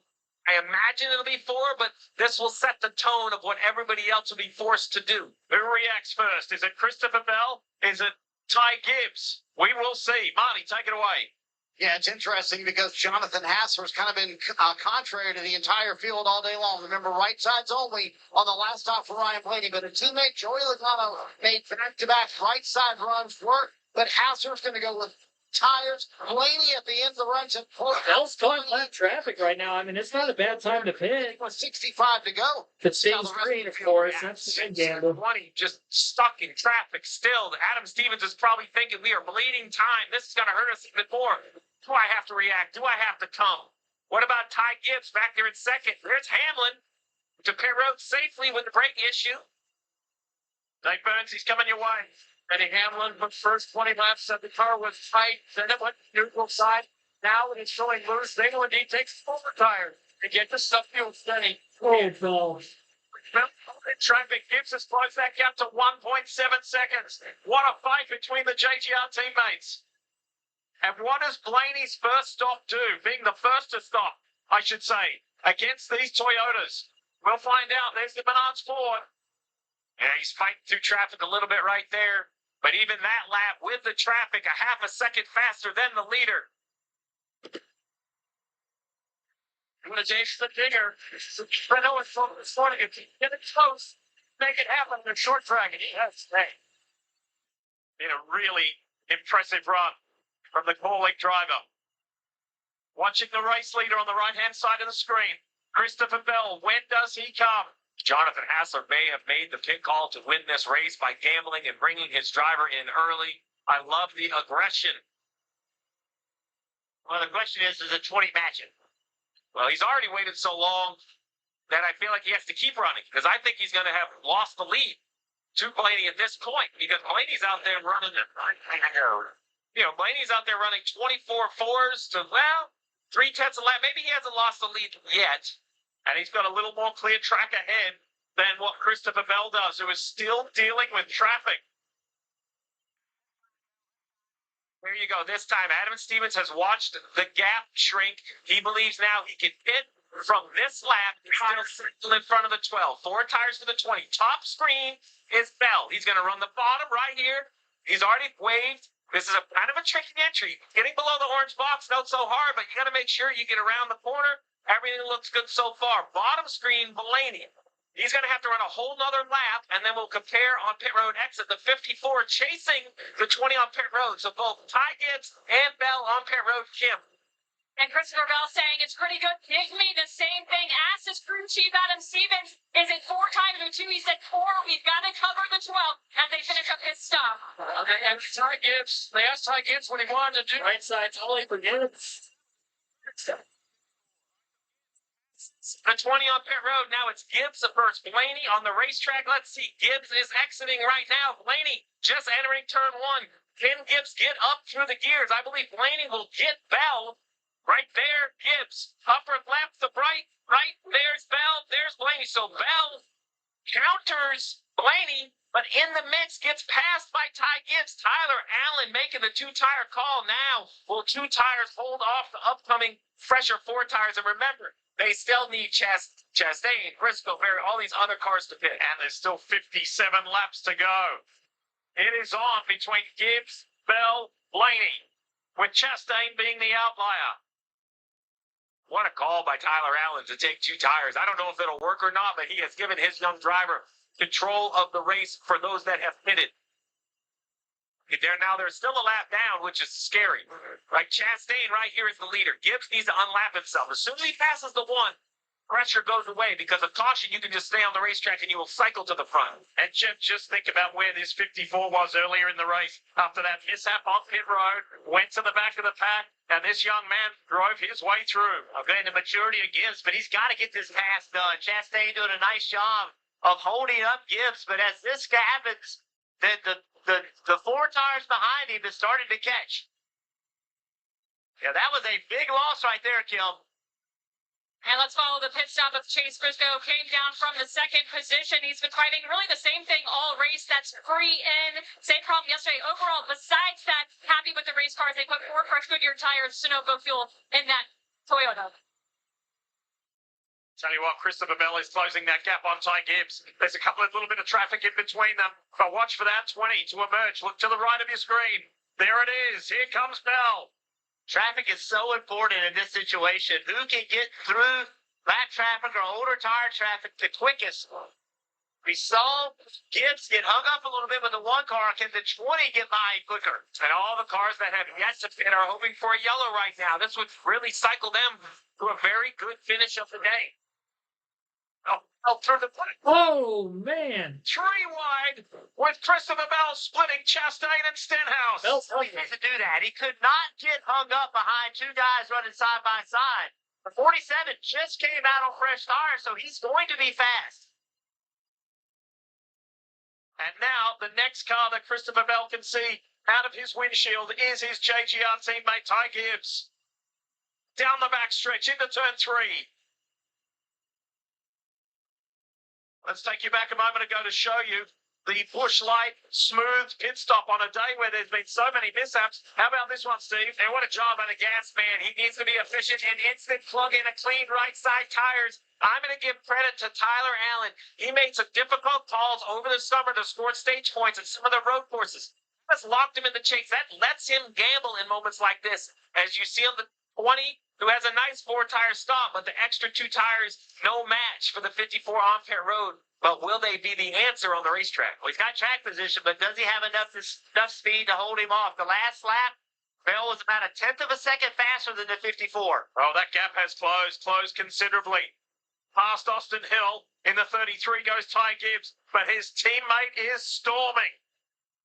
Christopher Bell, who has 4 top 5 finishes in the last 5 races, is tired of finishing second. It's happened 6 times this season.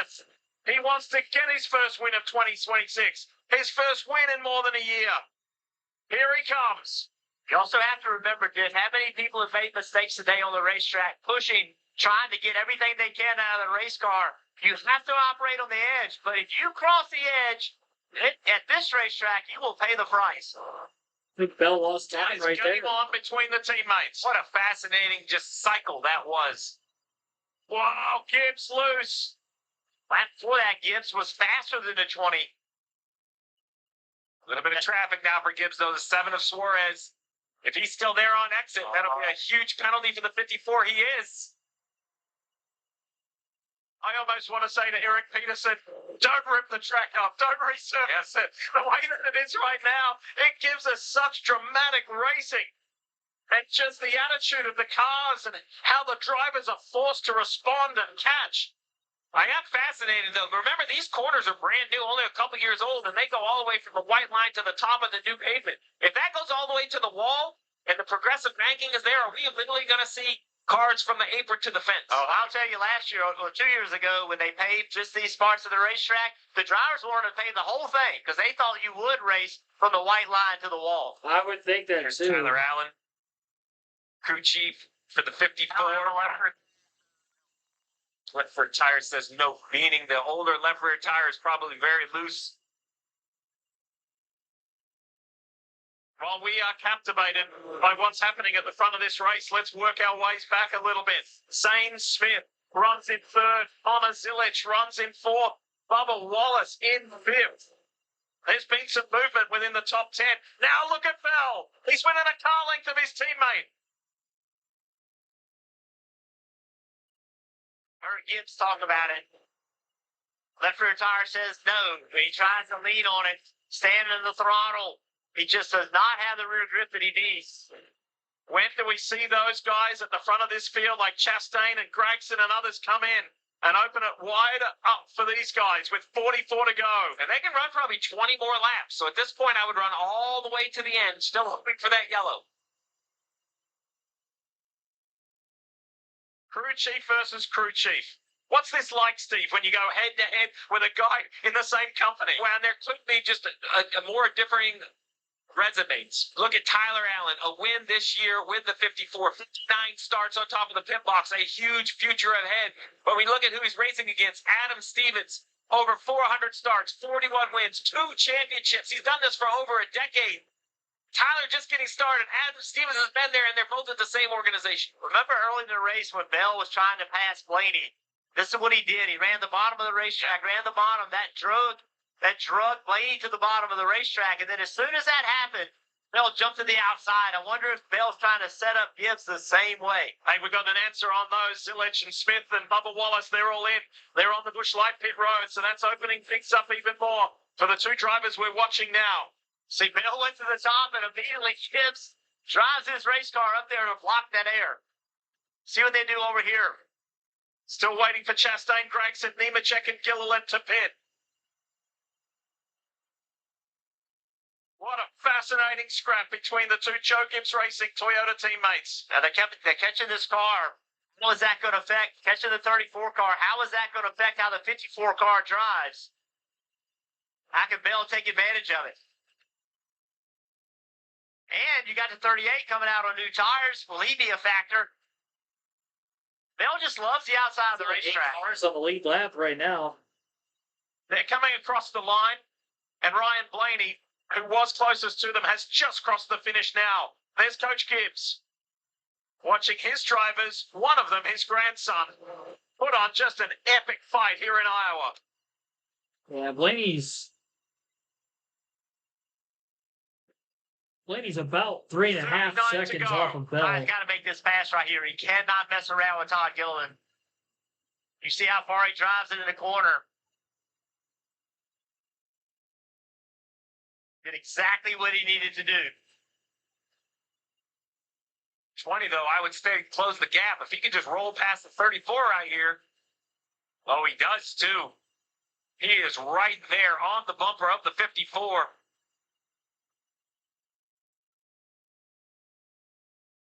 Meanwhile, Ross Chastain stays at the head of this field, but yet to pit with 38 to go. Noah Gragson and John Hunter Nemechek the same.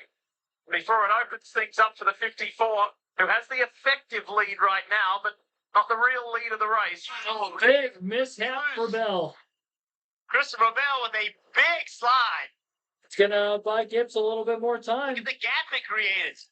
So Bell tried to ask more of his race car, and it was not there. He did good side speed where he was looking for it. And that slide is tire life.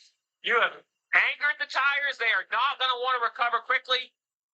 Yep. I'm sure in the 54 radio, Tony Hirschman on the roof is letting him know. Great corner. You gap the 20. 20 car lengths back to the 20. Bell is struggling right here. Yeah.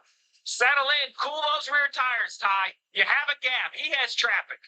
And remember, Gibbs rolled the dice the most by taking just 2 tires on the last stop.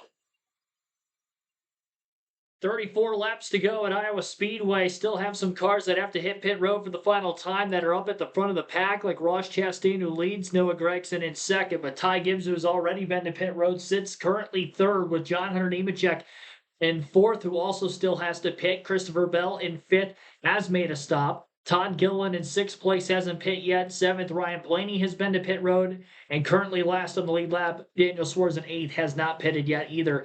Josh Berry 9th, Denny Hamlin rounds out the top 10. Then Chris Buescher 11th, Chase Briscoe 12th, AJ Allmendinger 13th, William Byron 14th, Cole Custer 15th, 16th is Austin Dillon, Connor Zillage 17th, Austin Cindric, 18th, 19th Shane Van Gisbergen, Chase Elliott in 20th. 21st, Zane Smith, Bubba Wallace 22nd, Joey Logano 23rd, Ricky Stenhouse Jr. 24th, Ryan Preeson 25th, 26th, Riley Herbst, Ty Dillon 27th, Michael McDowell 28th, Austin Hill in 29th, and Brad Keselowski 30th. 31st for Carson Hocevar, Cody Ware 32nd, Kyle Larson 33rd, Alex Bowman 34th, Eric Jones 35th, and 36th is Tyler Reddick rounding out the field. So Gibbs, Bell, presumably the battle for the win if it stays green to the end. Ryan Blaney is about 4 seconds behind Gibbs. He would be 3rd place once green flag pit sequencing cycles all the way through. And you got to wonder here if you're Ross Chastain, is it going to be a fuel-only stop, right side tires only? Probably right sides only if I had to guess for Ross Chastain to try to quicken the stop up. Staying this long out of the pits. But it should be the top 3 again, Gibbs, Bell, then Blaney, even if Chastain takes rights only. Because Blaney's within 20 seconds of Chastain. Bell, Gibbs within 15 seconds of Chastain. Bell lost a lot of time with that big slip up the racetrack. 6 runner-up finishes for Bell. Just been so close. This would actually be 3 runner-ups in a row if he finishes 2nd place today. He's been red hot. He just hasn't gotten the win. And it would go a long way to boosting him up in the point standings. Bell came in 10th. But Buescher has not had a good day. Larson had an incident earlier. capability of jumping up a couple more spots in the late seeding of the regular season. Only 3 races left until the chase after today. Gibbs getting by lapper Chase Elliott as of right now, clears him off turn 2, so 1 lap car between the top 2 in the running order. Or I should say 3rd and 4th place technically, with Chastain and Gregson still 1st and 2nd. Estimated fuel on the USA graphic on their leaderboard with about 29 laps to go, only showing about 9% of fuel left for both the driver, the number 1 and the number 4. Chastain stays out of the pits again this time as he wraps the middle groove of the racetrack on the seaming there. 28 laps to go for Chastain. 27 now. But he is very light on the fuel load. Last lap, Christopher Bell was actually not as quick as Gibbs. Gibbs ran a 24.592. Bell, 24.623. So right side tires only, jumping Christopher Bell. A brilliant strategy call for Tyler Allen. You just got to hope that 140 laps on those left side tires is going to hold up. You just got to hope they don't clip in these final 25 laps. But Gibbs is keeping a steady wheel. And Gibbs looking for his 2nd short track win of the year. His only career cup win at Bristol back in the spring. So if he can get wins on 2 short tracks this season, that would be huge for him. Again, Tyler Reddick crashed earlier today on lap 4. He came in 2nd in points. Hamlin is going to have likely over a 100-point lead with him being in the top 10 right now. Should be top 5 once they cycle through these pit stops. So if Hamlin can finish the day off there, he's going to have over a 100-point lead on Reddick, and there's a very high probability with Gibbs and Blaney looking at top 3 finishes that they would end up finishing this race out 2nd and 3rd in points as well. But if Gibbs can get the win in this race, that would probably be enough points to outscore Ryan Blaney and Reddick, and he can go from 4th to 2nd in the standings in one race. Speaking of Denny Hamlin, he's currently trying to get his lap back on race leader Ross Chastain, just in case the caution were to come out, which is why Chastain's trying to run long. It's an interesting call, though, considering that Ross Chastain was in the 4th place position when these pit stops started in the first place. 7 cars on the lead lap. Be a very interesting dynamic if we saw a yellow before Chastain has to pit. Now, more cars will get back on the lead lap once the 1 car pits. He's got a 13-second advantage over Gibbs in 2nd place, as Gibbs and Bell have both passed Gregson recently.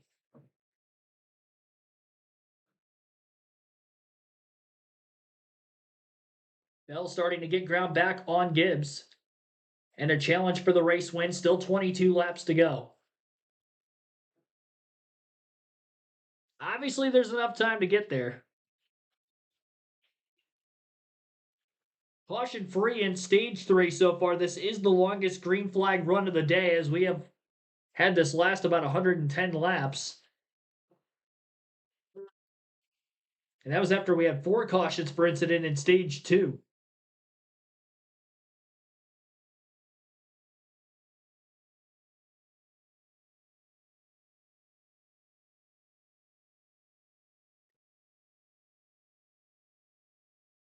Tell you what, considering that we haven't seen a yellow in this stage, that's a lot of laps worth of fuel Ross Chastain's been able to run until now, as he is finally on pit road with 20 laps to go.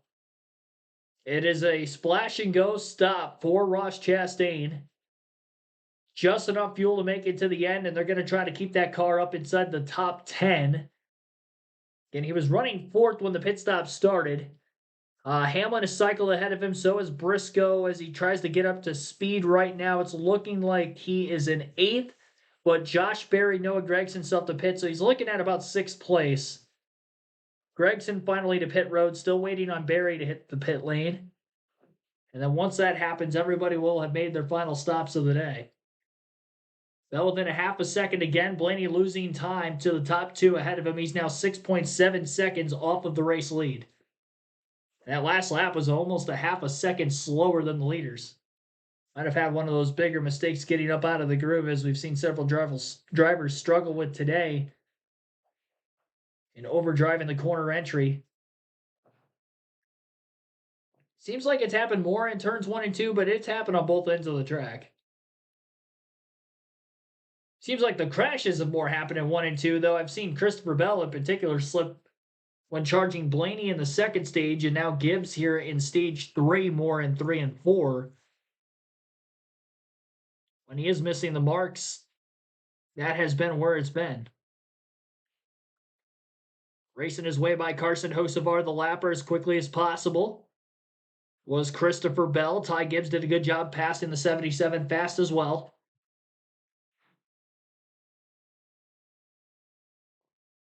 Am I potentially wrong? Did Josh Berry pit already? Because he's still on the track and we got 16 laps to go. I need to see when he last pitted. Josh Berry pitted at lap 290. Oh, he pitted later in the run, actually. Wow, what a run for Josh Berry today. He might get the Underdog of the Race award. I didn't realize he pitted already.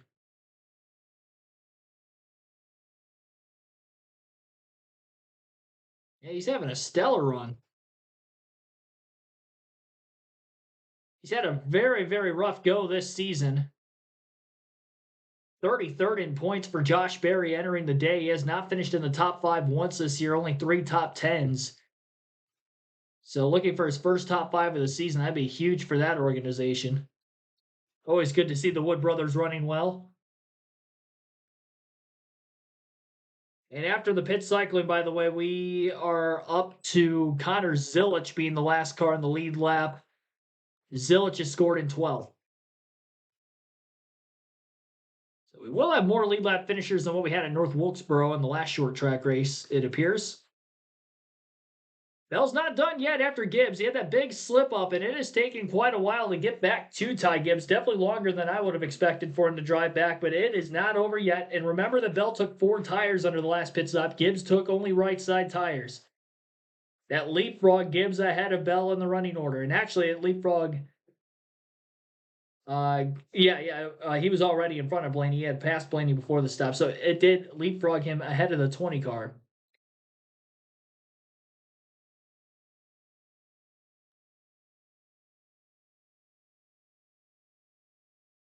How do they hold on? 11 laps to go. Bell running a wider line through turns 1 and 2. It's Gibbs down on the bottom, and Bell's going to carry a lot of speed down the back straightaway. Now, he had passed Blaney on the outside lane when he had gotten by him for the lead earlier in the race, so Tyler Allen, crew chief there for Ty Gibbs. I'd be maybe radioing into the driver, protect the outside. Because Bell could not pass Blaney on the bottom. He had several pass attempts to do so, couldn't do it. He has not gotten alongside Gibbs since Gibbs cycled ahead of him after the green flag pit stops. But he's getting close to him now as we're coming up on 9 laps to go.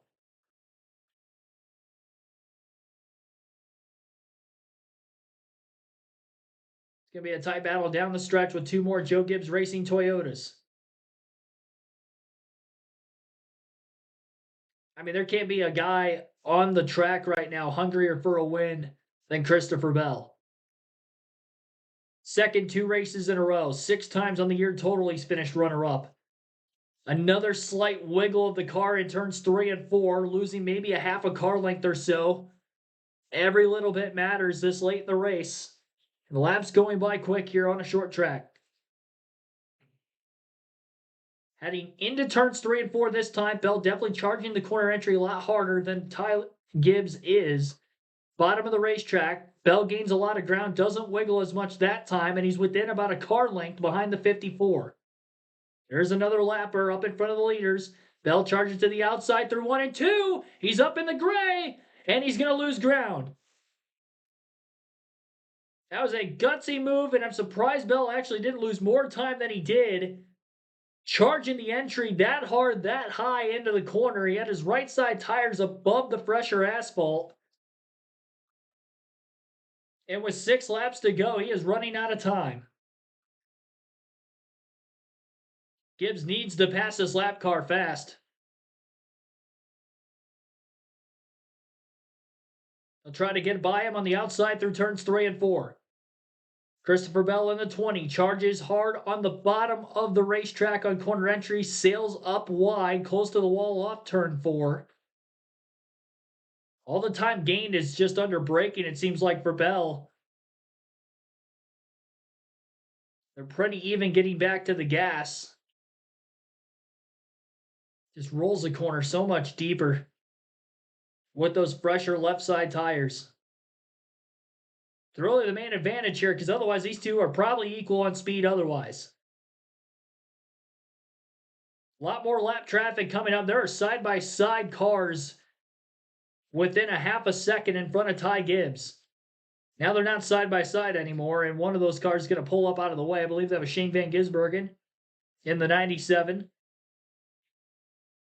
Both Gibbs and Bell will pass to the outside of SVG. 3 laps to go at the line. Big gain on the front stretch for Bell. Carries the momentum into turns 1 and 2. He's within a half a car length in the center of the corner. And by corner exit, just trying to maintain down into turn 3. Ty Gibbs with a little bit of a wiggle that time, and the bottom lane's open for Christopher Bell. Can't quite get to the inside, but he's on the back bumper as we have 2 laps to go at Iowa. That was the first mistake I've seen Gibbs make late. Bell all over the back of the 54 again as he chases through turns 1 and 2. Both cars unsteady.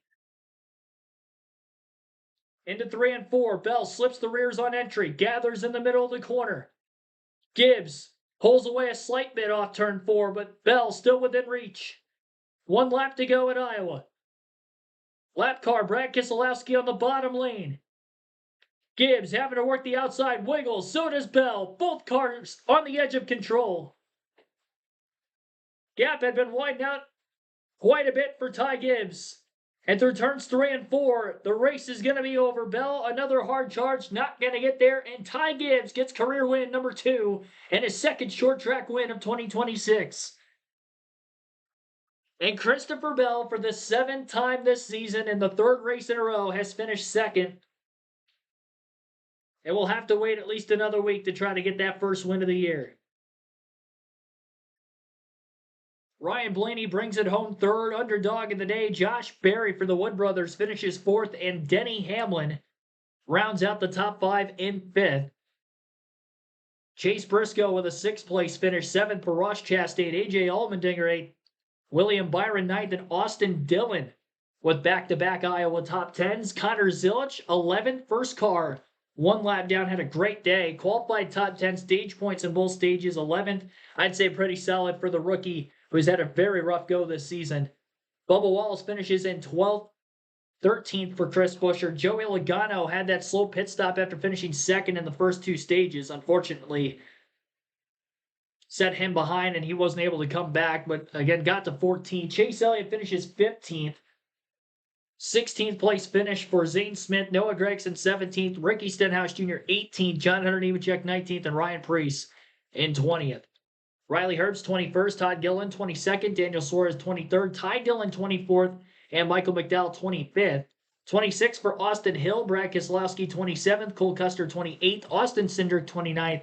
And Shane Van Gisbergen in 30th. 31st, Carson Hocevar. Cody Ware 32nd.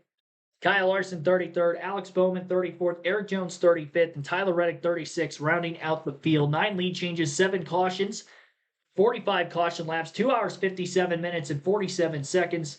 Total time on today's race, no yellows in stage 3. That last green flag run, longest of the race, over 130 laps. 350 laps complete, obviously under regulation. Ty Gibbs, the race winner by about 0.2 of a second margin of victory. And Gibbs went on to lead only 20 laps in today's race. It felt like he led a lot down the stretch because of that pit strategy, but Chastain ran long, so only 20 laps led for Gibbs, the most important ones of the race. Bell for 108, 129 for Blaney. Stage winners today, Ryan Blaney, stage 1, stage 2 was won by Bell. But Gibbs wins the race, gets the last lap, and more than likely 2nd place in points now. Here he is on the front stretch at Iowa Speedway. 2 victories, and he's going to celebrate with his crew. Man.